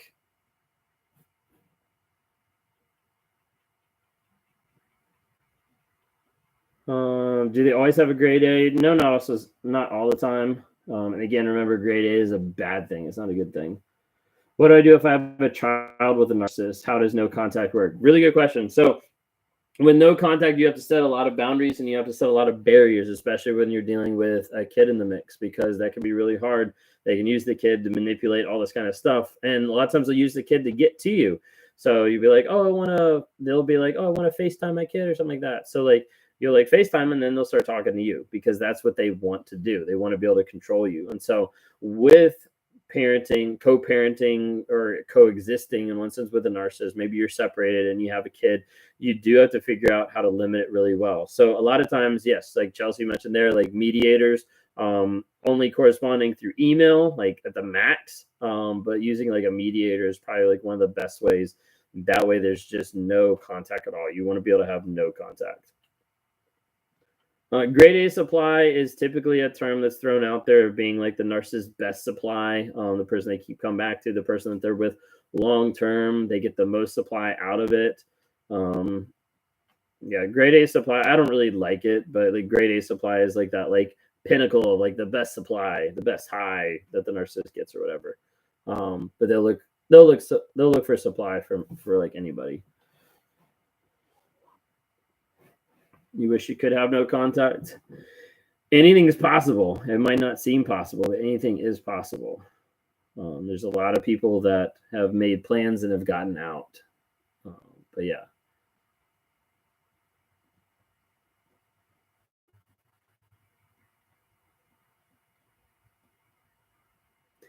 What's up with the I'm going to block you, then blocked, then message to see if they did block and they didn't? Head games. Yeah, so there's a lot of head games with a narcissist. So like, here's the thing. People ask me, and I've done a couple of videos on this and everything like that. Then people ask, like, when's the last Hoover? Like, when are they gonna stop coming back? Like, the narcissist is gonna stop coming back when you make sure they don't come back. When you close the door, lock the key, throw it away. When you make sure that there's not a way for them to contact you, that's when they're going to start not coming back. And so some people are like, oh, well, they said they were going to block me, or like, I was hoping they'd leave and block and all this kind of stuff. The narc isn't going to block you. And if they do block you, it's not long term. It's just a form of manipulation and control. Personally, like, if I block you first, I've got the upper hand, because typically if I block you first, that means you can't block me. That means later on down the road, I can unblock. I can either view your stuff if it's public, or I can reach back out, and at least some messages are going to get through and mess with your head. So whenever you break that, make sure you block, because you can't expect them to have the guts or the maturity to actually block you or stay that way. Block them, move on. Otherwise, I wouldn't say they always come back, but there is a high probability most of the time they do come back. So the easiest way is like, why worry about them coming back? Block them and make sure that they are blocked. You can still block on some social medias. It's a little challenging to block them if they block you first. Like, just be able to find them. Sometimes it doesn't pop up very easy. So typically they're going to try to come back for control. Sometimes just to see what they can do, see if they still have that. A lot of times they think that you still want them, even though you don't, even though you realize it's toxic. They don't really care. My wife left for almost 3 months.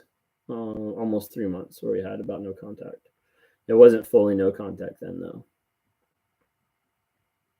The narcissists get better with age and responsibilities, not if they don't admit their lies. If they don't get to the place where they admit their lies and actually own up to the truth, they don't get better at all. And they just get old, cranky, and die alone. Narcs, competitive, grudge holders, exhausting, yeah.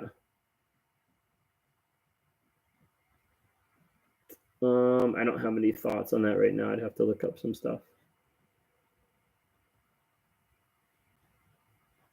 I believe narcissists are from their upbringing. So I believe everybody is a product of their upbringing. And so you put a person in an environment that's going to breed narcissism, and you'll get a narcissist. You'll put a person in an environment that's going to breed, empathy and love, and you'll get an empath. I don't think, some people disagree with me, and that's fine. But I don't believe that a narcissist is just like genetic or born that way. I think everybody has choices and decisions, and everybody's a product of their upbringing.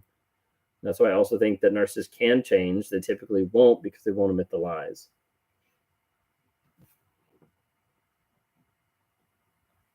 Did I ever discard and try to go back, and the supply moved on with someone else? The majority of the time, the other person discarded me. That way I could either be the victim, or they started realizing who I was, or I was over controlling, like different things like that. But typically I got discarded, and there wasn't a chance to ever go back to most of the time. Yes, very true. Parenting is one of the most important jobs in the world, because as you parent, you start teaching your kids how to be a narcissist or how not to be a narcissist. So like working through, their emotions, their feelings is really key. Is really key. A lot of people are like, how do I, not have I have a YouTube video that's coming out later this week about, what if you have a potential narcissist as a kid, how do you work with that? Working with them to be able to acknowledge their feelings, their thoughts, be able to work through their emotions, and have them learn of how to control their emotions and not have their emotions control them. Being able to understand, hey, I know that you're frustrated. I know that you're struggling, but we can work through this. So some of that's gentle or respectful parenting. Some of you guys know that. Some people might love it. Some people might hate it. I don't care either way. But I also know that not respectfully working with your kids will produce narcissists. So yeah, my wife is definitely on the empath side. So yeah, she's definitely empath side.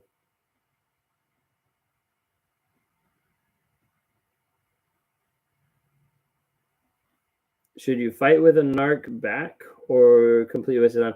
Typically it's a complete waste of time, because they're right no matter what you say. Um, I was joking with my wife the other day, and I was like, we should do like a silly argument in front of you guys to be able to see like how the narcissist like manipulates the argument. So like, we always joke about it, but like we always, I guess one of like our funny arguments you could say in one sense is about like time zones. Like we talk about time zones and we talk about like California being 3 hours different. And I always say they're 3 hours ahead. She says there's 3 hours behind. And we'll like literally go back and forth debating it like till we're blue in the face. And like, I'll still be right. She'll still be right. That's like a funny example. But like when you argue with a narcissist, it's literally just like, you're not going to win. You're not going to one up. You're not going to rage more than them or anything like that. But yeah. So the narcissist always is right and always thinks that they're right.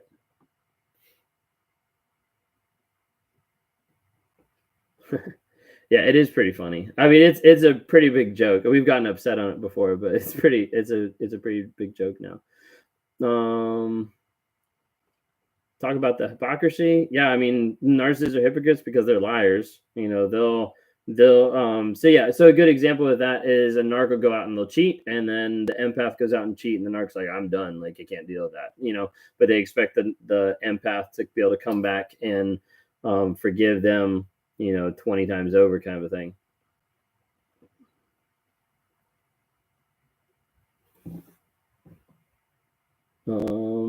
How do they feel when you move on? A lot of times, let's say half the time, because I'm not an expert on this. You know, a lot of times there's narcs that don't believe it when you move on. Like I know some narcs where they'll literally look at the person's profile and they'll be like, oh, like I know one person that they were like, oh, they're married. They just put that up as fake, but they still want me. Like literally, like the mind twist is like really crazy sometimes. How do you know if you're an empath? I don't know. I'm not empathic, so I don't know how to be one. Sorry. Supposed to forgive and reconcile despite his abuse, but one mistake from him and I'm discarded. Yeah, no, that's 100%. And like that's what the narcissist like touts of how they're, you know, completely hypocritical in that area. You know, they'll feel betrayed and they'll be like, you know, screw you, you betrayed me, like when they've done it like a million times over. But again, you have to remember their mindset is completely about themselves, not about you, not about love. Have you personally gotten down to your source of shame from doing therapy or shadow work? Yes, some, and we're still digging into that more. I wouldn't say I have it all figured out, but that's why I'm going to be in therapy for like the rest of my life. But besides that, yeah, like we're slowly digging through stuff. It's taking a while. Do you ever think about the past supplies you've hurt? Yes. Does it get exhausting living in a life of cheating and lying? Absolutely. It gets super tiring. Then you get super drained. Then you sedate. And then you get mad that you're sedating. Then you feel shame about that. Then you feel guilty. Then you blame everybody else. Then you get angry and you do it all over again. Do narcs try to hide their feelings? Yeah, a lot of times they hide their feelings. They shut down their feelings a lot of times. I can barely keep up with these. Y'all are like blowing it up. It's awesome. Do I resent how my parents raised me? No, because up until like recently when I started realizing about narcissism, I had no clue. I thought my childhood was normal. I was like, they love me and like, you know, didn't think anything of it. And so it's been more recently like figuring out like, okay, a little bit more overbearing, a little bit over controlling. You know, I'm in my 30s and like a year or so ago, like we had to kind of tell them like back off a little bit because like I'm a grown person. I should be able to make my own decisions. Not that I wasn't making my own decisions, but they were giving advice and telling me how to in one sense.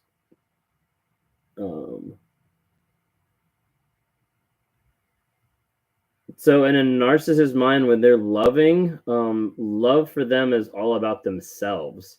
So a narcissist can't love another person when they have themselves up on that pedestal. So if I love myself, there's not really much room for me to love someone else.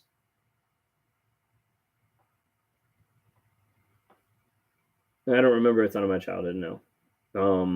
even in therapy, like working through some stuff, like some of that is also trying to bring back gaps. I've got a lot of gaps. Got a lot of gaps, life period, but childhood is a little bit different. I need something more.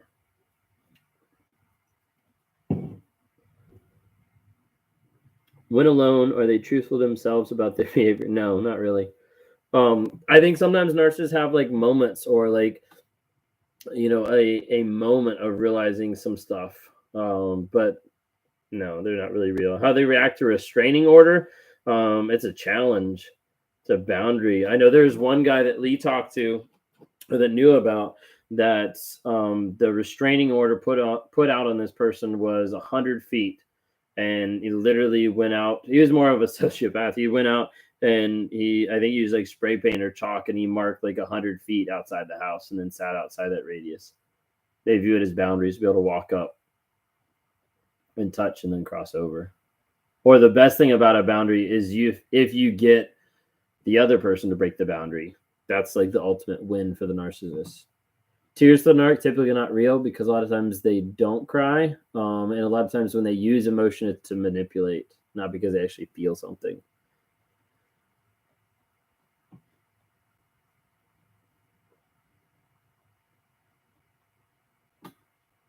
So there's nothing. Okay, that's a good question. So instead of going no contact, what's wrong with loving him in hopes we fix it? Me being the one who saw worth in it, like our wife is for you. So my wife left for a period of time, and my wife for a period of time didn't see the worth. The difference was she saw the change. She saw me trying to change. She saw me trying to be different. That's what brought her back. Excuse me. And that's why she stayed. The really like two sides to this, because there's some people on social media that when you say like, oh, I'm staying with my narcissist, that will literally like trash you, and I do not like those people at all. But there's also people that like they're stuck in the relationship, like it's not opportune, they don't have the money, they don't have the resource to be able to get out. Or there's people that are there in the relationship that they actually do see the narcissist making some changes. Okay. And with that, you know, there is the possibility of staying in that relationship, loving them and trying to work through it. With that, you have to set boundaries. You have to set boundaries, and those boundaries are not necessarily always for them. Your boundaries are for you. YouTube and TikTok. TikTok's the main one. Those boundaries are for you. Those boundaries are for you to be able to protect yourself. You don't want to leave yours alone, like to stay with your narcissist. Yeah, and a lot of times that goes to trauma bond, and it goes to a place where, see, a lot of times people don't want to give up the narcissist because they view hope, okay?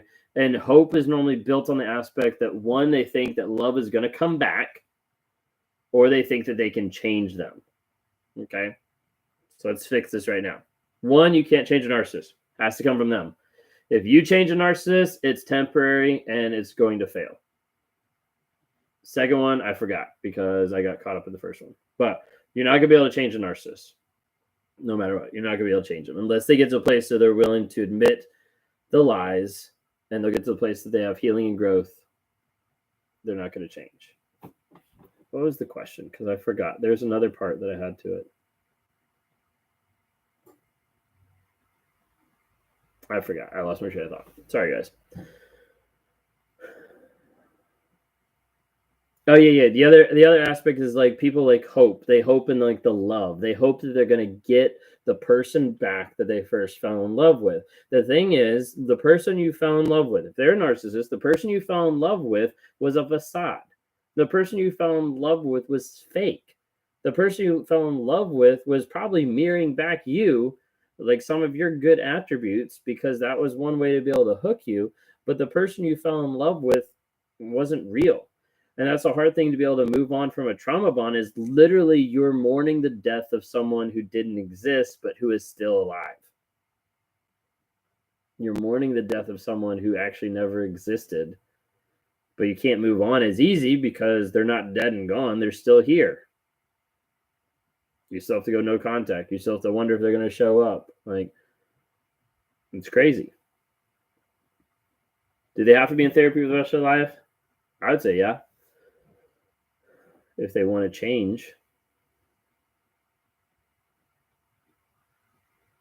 Okay. Trauma bond is definitely one of the hardest things. But a trauma bond can be broken. Some people think it can't. A trauma bond can be broken. There is hope. That's what I do. I try to be on here to bring awareness, growth, healing, and change. And I try to work with people. So I work with two types of people on here. I work with narcissists. I do. I have conversations. I have one-on-ones with narcissists. I try to get them to therapy. I try to get them to the place where they start cutting the lies. They start dealing in truth. And I deal with people who are struggling with trauma bonds and their narcissistic abuse. So that's why it's 10 o'clock, so I'm going to announce it again. That's why coming up on December 18th, I'm doing a trauma bond workshop to try to work with people that are in trauma bond. We've got it open now for 10 people that can sign up December 18th at 1 p.m. Eastern time. If you want to sign up, go to rawmotivations.com. One-on-ones, there's an event there, trauma bond, and you can go on there.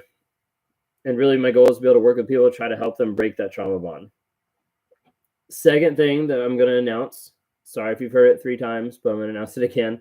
Second thing I'm going to announce is people have been asking for a while. My wife have finally agreed to. So next Thursday, December 9th, my wife is going to be coming live with me as well to be able to talk about her side of it, to be able to talk about some of her perspective, to be able to answer questions, things like that. So if you guys want to hear from the wife's perspective, come back next week on December 9th at 8:30 p.m. Eastern time. And be nice. She's an empath, so when people put stuff that's not very nice, she takes it to heart. rawmotivations.com. So click the link in my bio, click the website on my YouTube, click the link in my bio, rawmotivations.com. Got a lot of people that schedule one-on-ones with me.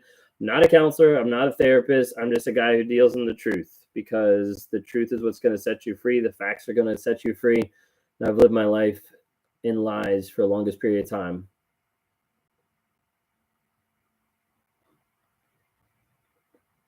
Joy is really hard for a narcissist to feel. Joy is really hard for me to feel. The times I feel like I get closest to joy or I experience joy is when I focus on gratitude.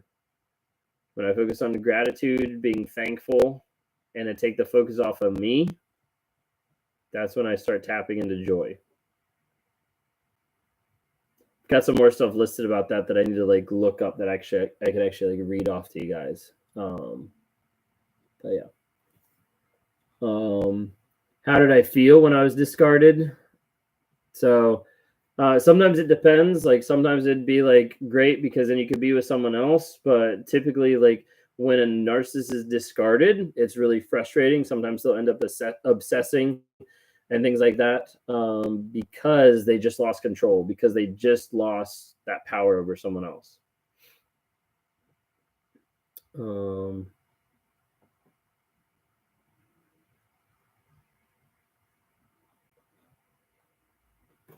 Why do you think schools are not teaching narcissism? That's a good question. Part of it, like narcissism has been around for a while. People haven't been talking about it for a while. I mean, obviously COVID brought out like a whole horde of narcissists once they have to interact and be human to the people around them. But a lot of it also goes through our culture. Our culture is screwed up. Our parenting is screwed up. Yeah. You keep asking a question. I think I missed it. Do I feel guilty of cheating? Yes. So that's something that I do feel and I do understand. A lot of it is more head knowledge than it is like emotion per se. But I also realize that that is the shit that I was in, and I don't want to go back to that. I don't necessarily miss the cheating. It would be more or less like the thing that I would miss about it would be like the high or the adrenaline. And so looking to figure out like, how do I make sure that I don't put myself in a situation where that can happen? That's really key. And a lot of that comes with the honesty.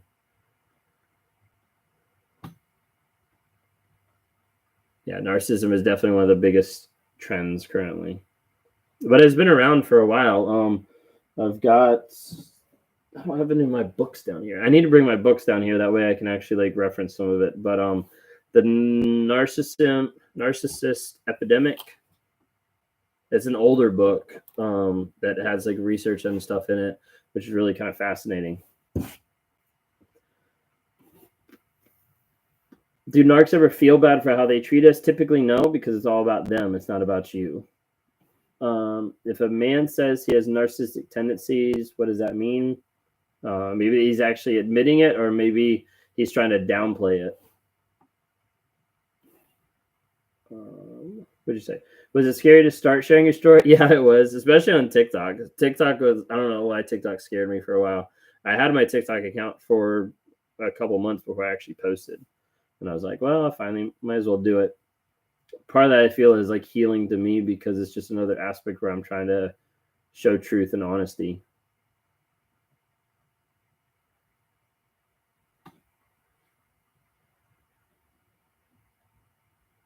Can you, this is an interesting question. All right. Can you explain what most narcissist relationship with God is like? Do you fear death and retribution? So, two aspects on that. One, a lot of narcissists don't have a relationship with God because they're their own God. They want to be the center of the universe, and so they don't really view God as being anything. Okay. The other aspect is you have a lot of narcissists in the church and Christianity and all this type of stuff, and a lot of times they're using God, or they're using that lie to be able to perpetuate what they want. And so with what they're doing and how they're doing wrong, how they're sinning and things like that, they normally don't fear death or retribution because they don't care. It's about themselves. It's about what they want. Do you want consistent validation? Yes, that would be a want for sure. That's something I still struggle with. Not as much, but yeah, it's still a tendency. It's still there.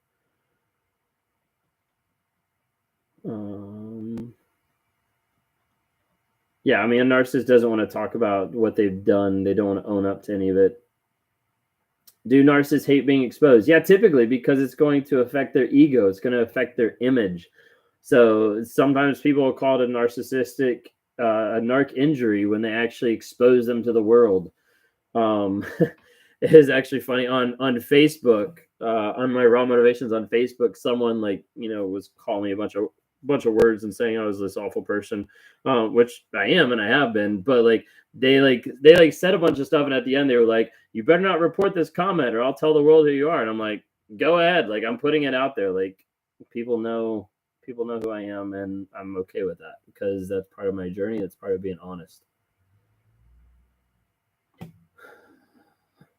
Depends about the narc. Sometimes it's attention, sometimes it's validation. I think for me, it's a little bit of both. Because some narcs, they just want the attention, whether it's good or bad. They don't care about the validation. They just want the attention.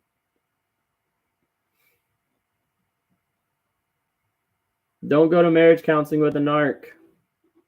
They'll use it against you. If you go to counseling, I would advise not going to a Christian counselor unless they are well versed in narcissism. Otherwise, you will get trashed, or you'll get labeled the narcissist, or they'll tell you that you aren't doing a good enough job. Should we talk about our experiences with our ex-narcs to people? You have to be careful, because whatever you communicate to the next person could be used against you if they're a narc as well. I wouldn't say always, but typically if someone's with a narc, it's more common for the next person to be a narc as well, because they'll go back towards the same tendencies, even though they know that that's toxic.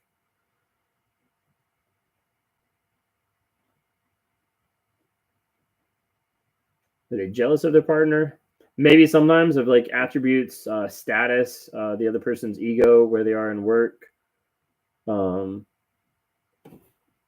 So he feels both of these, love and hate. Oh, you're responding to someone else. If I have a child with a narc, should I expose him? I don't want my child to get hurt. Yeah, I mean, you have to be careful, because you have to see, your narc better than anybody else. So you might know their tendencies of, violence or anything like that. You have to be careful. I'm not going to encourage you one way or another, because I don't want to say what works for one person and then have you use it and it doesn't work for you. Like, you have to be careful.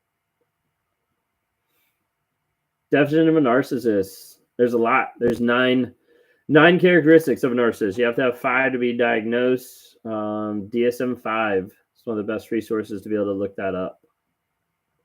I feel like if I gave it off the top of my head, I would botch it. Sometimes I get on here and read it. I don't remember if I have. Can I switch off of this?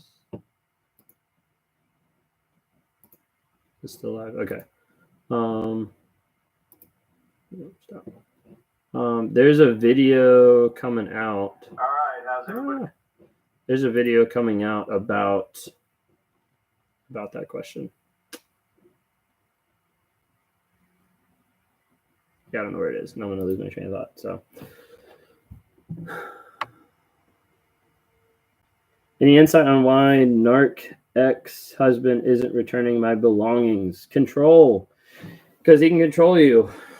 If it's not a belonging that you can't replace, like if it's not a 100-year-old heirloom from your great grandmother passed down generations that has a bunch of emotion to it, then cut ties and move on. If I hold something of yours, then that means I still have a way back in. I still have a way to control you. I still have a way to get back into your life. Do narcs get caught intentionally in lies if they know it will hurt you? Like, give away their location when they're with someone else? Yes, good question. So I was talking with a narcissist a couple of days ago when we were trying to work on some healing and growth, and they communicated to me that they intentionally went out and cheated and then came back, told their wife, because they knew if they did that the wife would leave. Like, that was a conscious thought in their mind that if I want to get out of this relationship, I don't have the balls to actually say I don't want to be in this relationship. So I'm going to go out, I'm going to cheat with someone, come back, tell my wife that I cheated, just to be able to get rid of it. True story.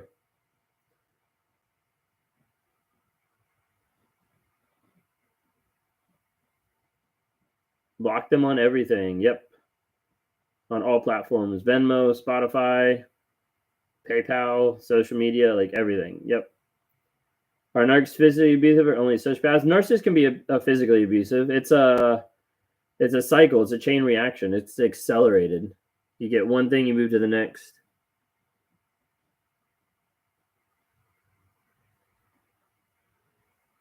All right. So with Chelsea, are you still on here? Didn't you make?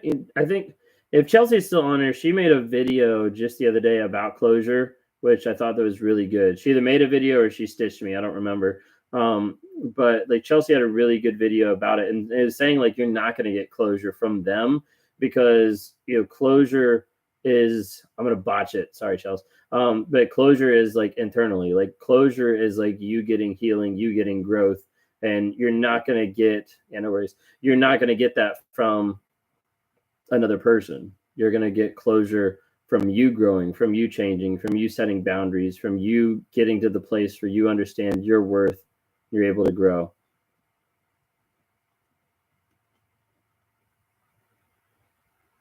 Yeah, if a narc says there's no one else, it's probably a lie. Would I ever reach out to a narcissist if a victim of one asked me to? Probably not. The narcissist talking about a narcissist, but if you ask me to reach out to your narcissist, I'm probably not going to waste my time. I'm not trying to say that mean, but if your narcissist actually wants to heal and change, direct them to my website, have them do a one-on-one.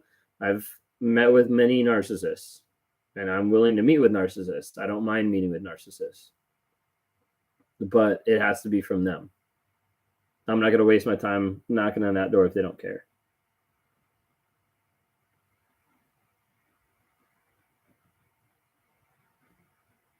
Do narcs get worse with age? Typically, from what I know. Should I send the closure letter or no point? I would say no point. Some people have left closure letters. I mean, the biggest thing is not the closure or a letter or a note. The biggest thing is what you do after with it, that you make sure that they don't have contact with you. Like if you reach out to them, even if it's in like a letter form, they'll use that to be able to try to come back. Super scared about leaving. Like, please be careful, protect yourself. I don't think Heather's on today, but Heather Coleman Voss, if you don't follow her on TikTok, she's only on TikTok right now. But Heather Coleman Voss, she's worked with a lot of people to get out of relationships or that are in like workplace abusive narcissistic relationships. But yeah.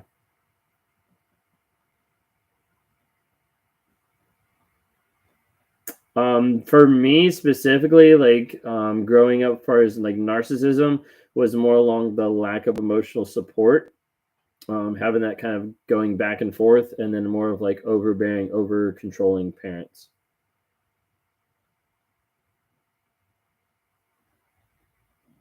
Great questions, everybody. Thank you guys. Appreciate it.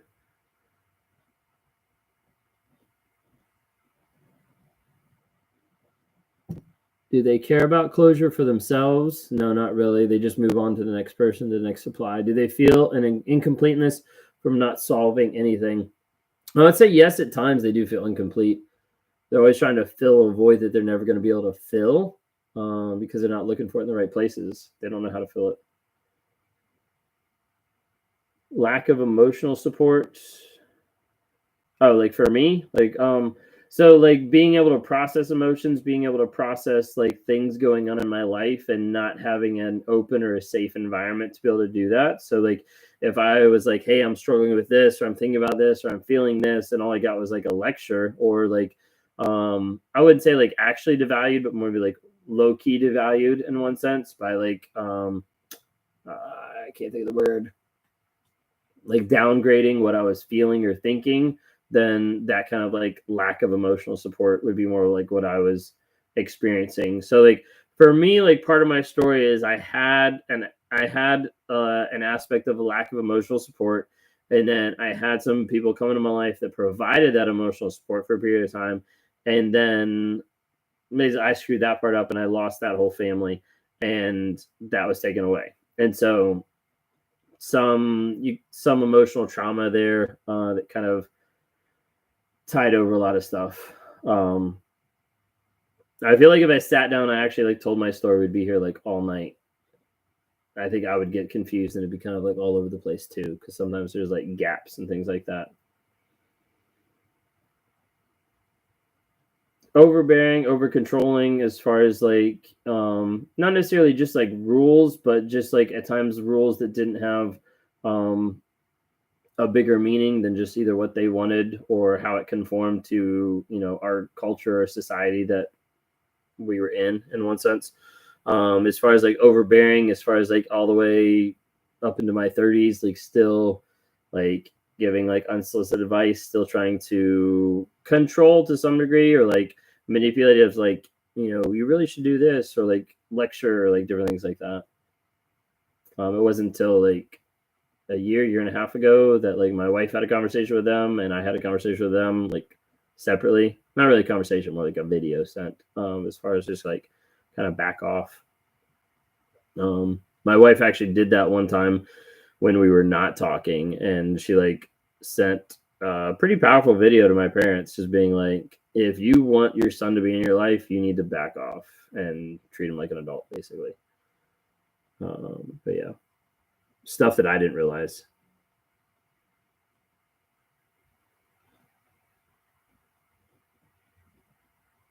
So typical emotions that a narcissist will feel is anger. But they also feel a lot of times like guilt and shame, but it's very small, it's very tiny, because you want to try to move past that uncomfortable feeling as fast as you can, because feeling that would actually admit that there's something wrong, that you have to admit, you know, that you did something wrong. They normally don't feel a ton of like joy or appreciation or love. Anger is probably one of the easiest ones to go to.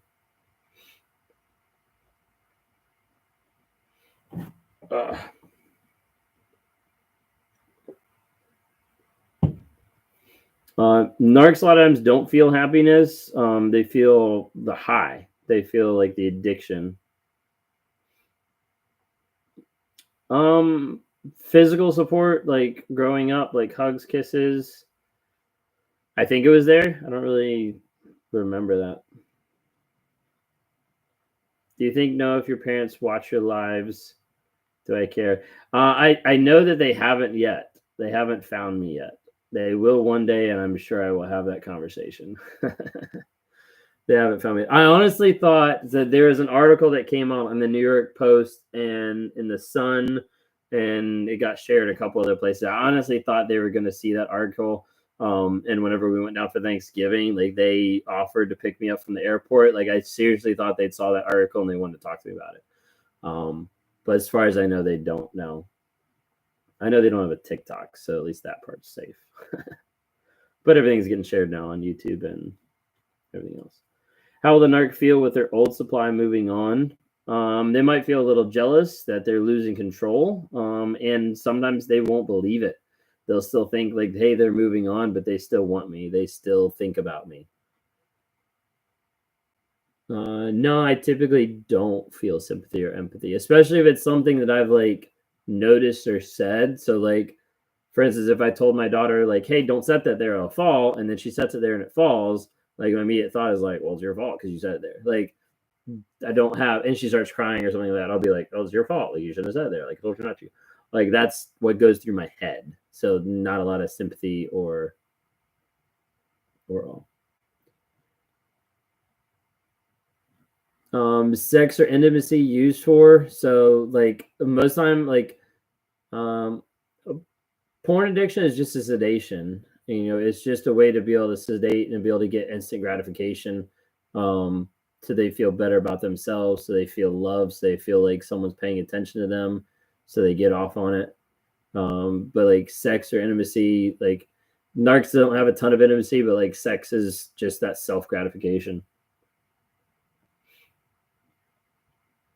How have I made my marriage a success? Well, it hasn't been for a long time. It's been a shit show. But now we're working on it. And that's been me working on it, me being in therapy. Now we're both in therapy for a period of time, but trying to cut the lies, get to a place of truth. And with truth, you can start working through being able to be better, being able to learn how to love, learn how to connect.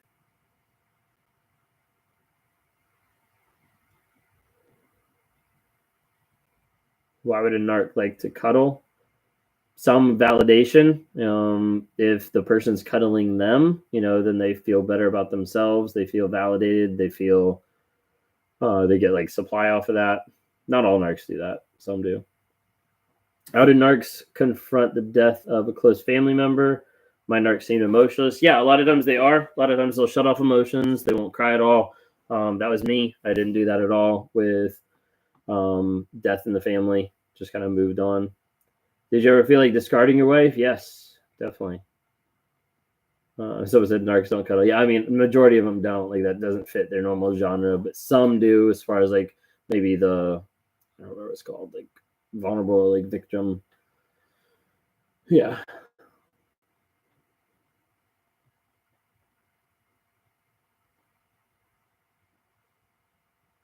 Some of the reason why my wife stuck around is that she started seeing change. If I wasn't still changing, or if I was still cheating, or like anything like that, like she'd be gone. Do they use tears to manipulate? Yes, they can. Some of them can turn it on and off. So the girl that I was with for a period of time that I was cheating on my wife with, she was had BPD and NPD, like BPD and narcissistic tendencies, and she could turn the tears on and off like on a switch. It was kind of creepy, but she'd do that to get what she wanted.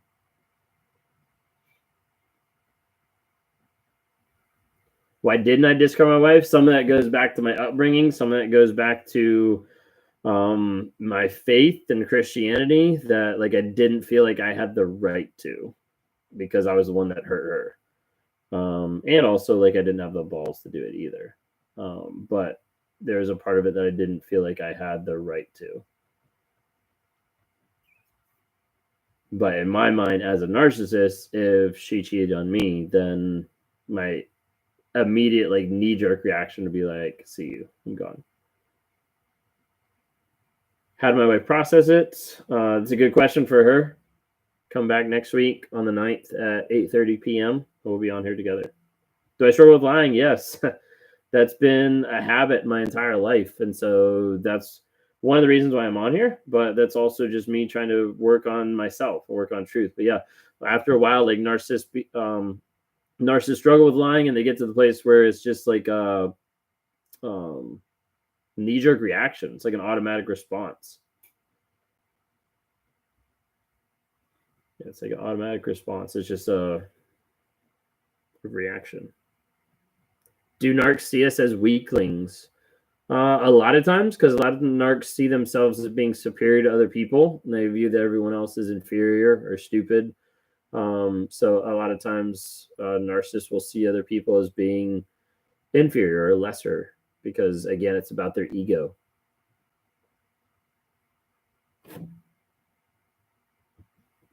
Thank you. I appreciate it. Trying to be straight up, trying to be honest.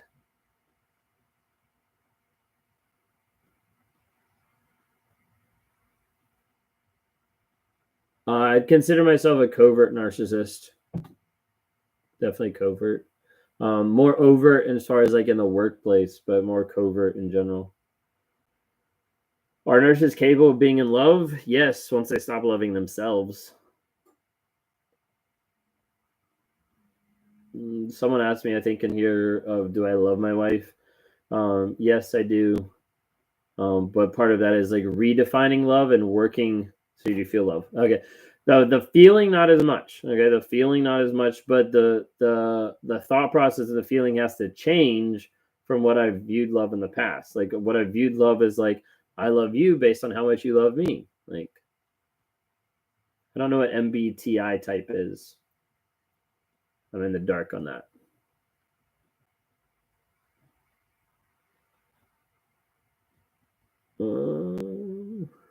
I'm not sure my feelings on affection and compassion. Let me talk about feelings. I don't like feelings. I'm just kidding. Compassion, I don't have a ton of compassion. I feel like that kind of goes hand in hand with empathy. Affection, if someone's giving me affection, I'm getting supply off of that. That's cool. Oh, Myers-Briggs. Gotcha. Yeah, a lot of it's called like 16 personalities now. Oh gosh, I don't remember what I am. I'm a INTJ or something like that. Or an ENTJ. I'd have to look it back up. I don't remember. It's been a while since I've done the Myers-Briggs 16 personalities. Disc personality, I'm high D. High D. Very high. So like when I first took the disc personality test, like literally I was like 100% D. And then like a little bit of I, no S, literally no S at all. And then like a little bit of C, but extremely high D on the disc personality scale. If you know anything about yeah, INTJ, I think. I have to look it up. I normally look it up to see who has it, who's the same, and I normally remember from there. If you know anything about Enneagram, Enneagram is super awesome. But Enneagram, I'm a type 8 Enneagram. Enneagram with let's say a wing 7, but sometimes it feels like a wing 9. Interesting. So the lives on Instagram, I guess, only go an hour and then they shut off automatically. Fascinating. Well, I'll be getting off here in a few anyways when it shuts. Sorry. Follow me on YouTube and TikTok as well, or Facebook. Check out my YouTube channel for longer videos on there. Do darks return after divorce too with criminal cases? He hasn't hoovered at all. They don't always. I mean, if he hasn't hoovered at all, like great, like block and make sure that he doesn't come back. Enneagram's awesome. Enneagram is so cool because it takes it to such a deeper level than just Myers-Briggs or disc personality. Like Enneagram is literally the bomb when it comes to personality tests because it not only tells you who you are, it also shows you how you've been shaped that way. It also goes a lot deeper than that. I'm not an Enneagram expert. I literally have an Enneagram textbook though that's like this thick. It's like super intense. I think it'd be cool to come on and do like do one live night that's about Enneagram, but I know we get distracted with a lot of narcissist stuff. If you're on Instagram, thanks for tuning in. It's got like 30 seconds and it's just going to cut out, and I'm not going to restart it because I'm going to be ending here soon. YouTube, thank you guys for tuning in. We're finishing up some questions here on TikTok, and then we'll head it out. Yeah, a lot of times they Hoover, and it's hard to be able to keep track of it. Why they start a smear campaign while still with you? If they can make you look bad, they can make themselves look better. 2 narcs in a row. How do you spot a narc when you're dating? There's lots of different tips. Like, gosh, off the top of my head, like tell them no. See how they react to boundaries. Planner friend, yes. Are there subtle differences with NPD and BPD? Yes, there are subtle differences. BPD, you have sometimes suicidal thoughts or actions. BPD has a little bit more emotions, etc. There's several. I'm like losing my train of thought to be able to pick all of them up. There is, what was it he was telling me about the other day? Lee was telling me something the other day about there was someone, he got out of a one-on-one and the narcissist proposed on, I think, the first date. Like literally, like they will go crazy. Like it's insane. But I want to say he said that they proposed on the first date. Like that's how fast it was. Future faking is real. They try to get with you and try to lock you in as quick as they can. But yeah.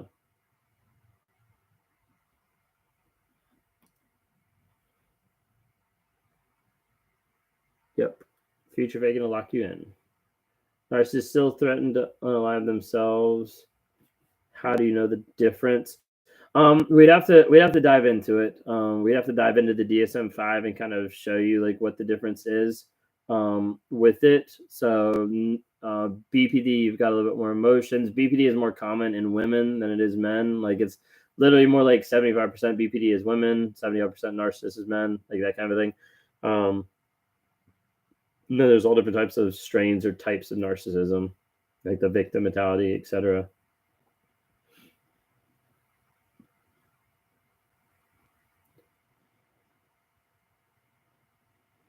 Yeah, deactivating everything, social media to protect yourself. No, absolutely.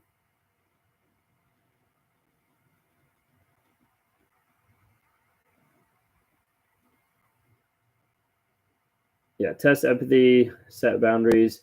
Look on. Just Google me. Just Google Ben Taylor narcissist, and it'll pop up with a couple articles and that I got featured in. And I know I put a couple things on there, but then if you Google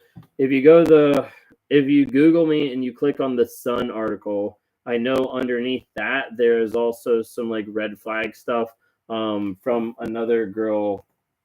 I don't have a book. That's someplace else. From another girl, Stina Sanders. I'm gonna botch her name. Yeah, no, that's right, Stina Sanders. But she did some stuff underneath mine that also had like more like red flags to watch out for of a narcissist and things like that.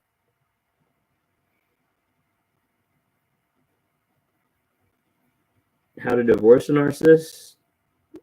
Do the paperwork, make it happen. The hard thing is getting them to sign the paperwork or communicate with the attorney and all to make it happen. Sometimes it can be really messy, really difficult. Why did Narc stay quiet on social media? Where'd he go? And tell people he doesn't have one. A lot of times that's so they control and pick up people, but they don't want to post a lot of stuff on social media so they don't get caught with other people that they're with other people. My website, rawmotivations.com. Rawmotivations.com. You can schedule one-on-one there. You can jump in the event coming up December 18th at 1 p.m. Eastern time for trauma bonds. Yeah.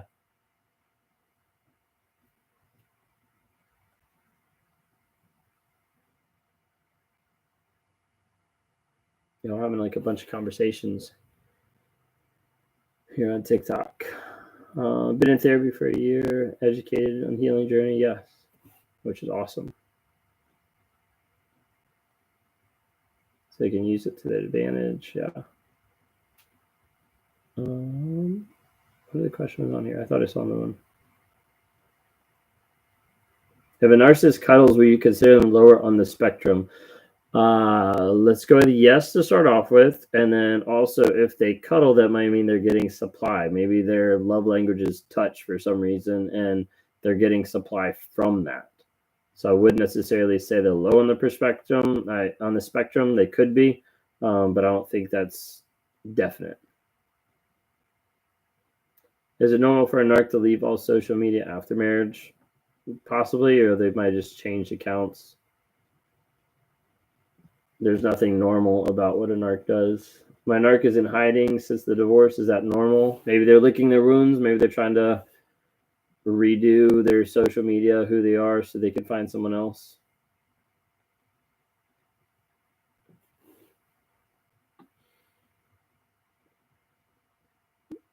Leo, what do you mean friendships? Can you tell me a little bit more? Like the narcissist, like having friendships? Like, what do you mean? All right. Any other last questions here? We're going to wrap up here in the next couple minutes. Thank you so much. So I'm going to try to save it. I'm going to try to save it off of TikTok, but we will see, because the last couple times when I've tried to save the live off of TikTok, it hasn't worked. I have another device here that I have been screen recording, and hopefully that works. Watch it screen record, not recording the sound. I don't know. So we'll try. I do. Oh, well, yeah. I do have this on Instagram as well. So, and I think it posted. I'm trying to do that as well. And I do have it on YouTube. So YouTube, it's a little bit different because I'm like looking back and forth and everything. But this is also going up on YouTube because I'm actually streaming it on YouTube at the same time too. That's why I've been more disengaged, kind of looking three directions. So you should be able to see this on YouTube as well. If it works on here, I'll get it downloaded, put this on YouTube as well. Next live is next week, next Thursday. Tune in next Thursday at 8:30 p.m. Eastern time, because my wife is going to be on as well. Everybody's been asking about that. Oh, do they value friendships? They value what they get out of friendships. So if I have a friendship that I'm getting something out of, that I'm getting supply, then yeah, that has value for me. So I'll value that. Yeah. Thank you all so much. I appreciate it. No, I'm not in North Carolina. I was passing through the other day. That's why I saw Lee. Oh, gotcha. Yeah, no, I'm definitely going to try to record. We're going to have like a couple laptops up and try to be recording stuff, because I know a lot of people want to see the interactions with me and my wife and all that fun stuff. Doesn't mind diagnosis, just what they do and how you feel. I don't know what you mean. But yeah. All right, wrapping up. Anything else that anybody wants to ask or say? Gonna wrap it up here. But yeah, follow me on different social media. Help me out on YouTube. If you guys don't follow me on YouTube, I am working on putting longer videos up there, just talking about narcissism. So what I did this past week is I would record a TikTok, and then I'd switch straight over and record a YouTube about the TikTok that would be like, 6 to 8 minutes long instead of like 1 minute.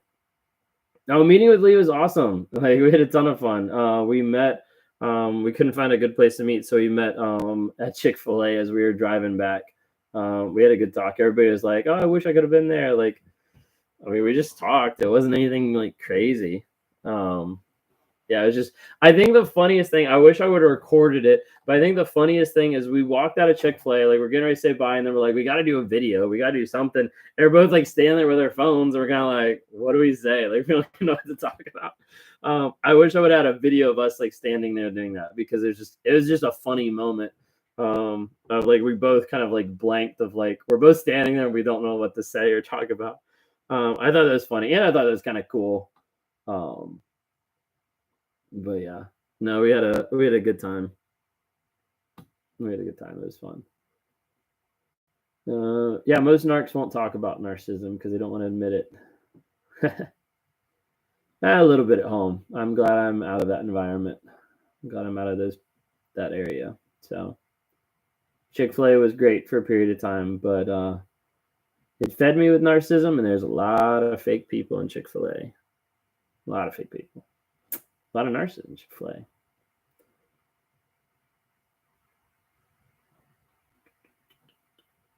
Psychopath Free. I haven't read it, but I know it got recommended to me the other day. What I need help with people putting together two things: a list of books that helps either people in narcissism or narcissistic abuse, and a list of groups. I still work some Sundays. At Chick-fil-A, I work 6 days a week on average for a year straight, 2 years straight. I mean, I worked with the company for 10 years. I averaged the last year I was with them, I averaged 60 hours for a year. Like that was my average. So some weeks was like 70 hours. No, like it was not a good spot. I forgot what I was saying. Something else. Yeah, I mean, I don't know. I don't think anybody's in here from the Chick-fil-A, but like the Chick-fil-A I was at, there's a lot of hoes. So there's some crazy stuff going on in there. It wasn't very good. Everybody's like, oh, it's a nice like Christian place. Like, no, like there's like someone there was like a porn star. Like they had their. Never mind. I'm just gonna digress. We're not going down that. But yeah. Anyways. All right. Thank you guys for tuning in. Appreciate it. Thank you for all the support and everything. Once again, if you don't follow me on YouTube, please go on there. Follow me on YouTube. No, you haven't seen me vent yet. Follow me on YouTube. If you want to talk more like one-on-one, share your story, work through different things, then go onto my site, rawmotivations.com, schedule a one-on-one with me. Love to be able to talk to you guys further, however I can. Coming up on the 18th. Thank you. Appreciate it. On the 18th at 1 p.m. Eastern time, we're going to be doing a trauma bond workshop. It is something you have to sign up, so you can do that through the website, Raw Motivations, rawmotivations.com. And then also, once again, next week, December 9th at 8:30 p.m., going to be on here with my wife. I'm going to be trying to stream it on all 3 platforms so we can, a lot of people are going to ask questions and stuff. But, yep. All right. We're wrapping up. Thank you all so much. Appreciate it. If y'all need anything, let me know. If y'all ever have a question or want to have something discussed on one of these, like ahead of time, like feel free to email me too. Message me or email me, but you can email me at rawmotivations@gmail.com. The only exception is it has 2 S's at the end. I couldn't get raw motivations, so it's raw motivations, 2 S's. rawmotivationss@gmail.com. Cool. All right. Thank y'all. I'm going to go ahead and jump off, get some of this posted to YouTube.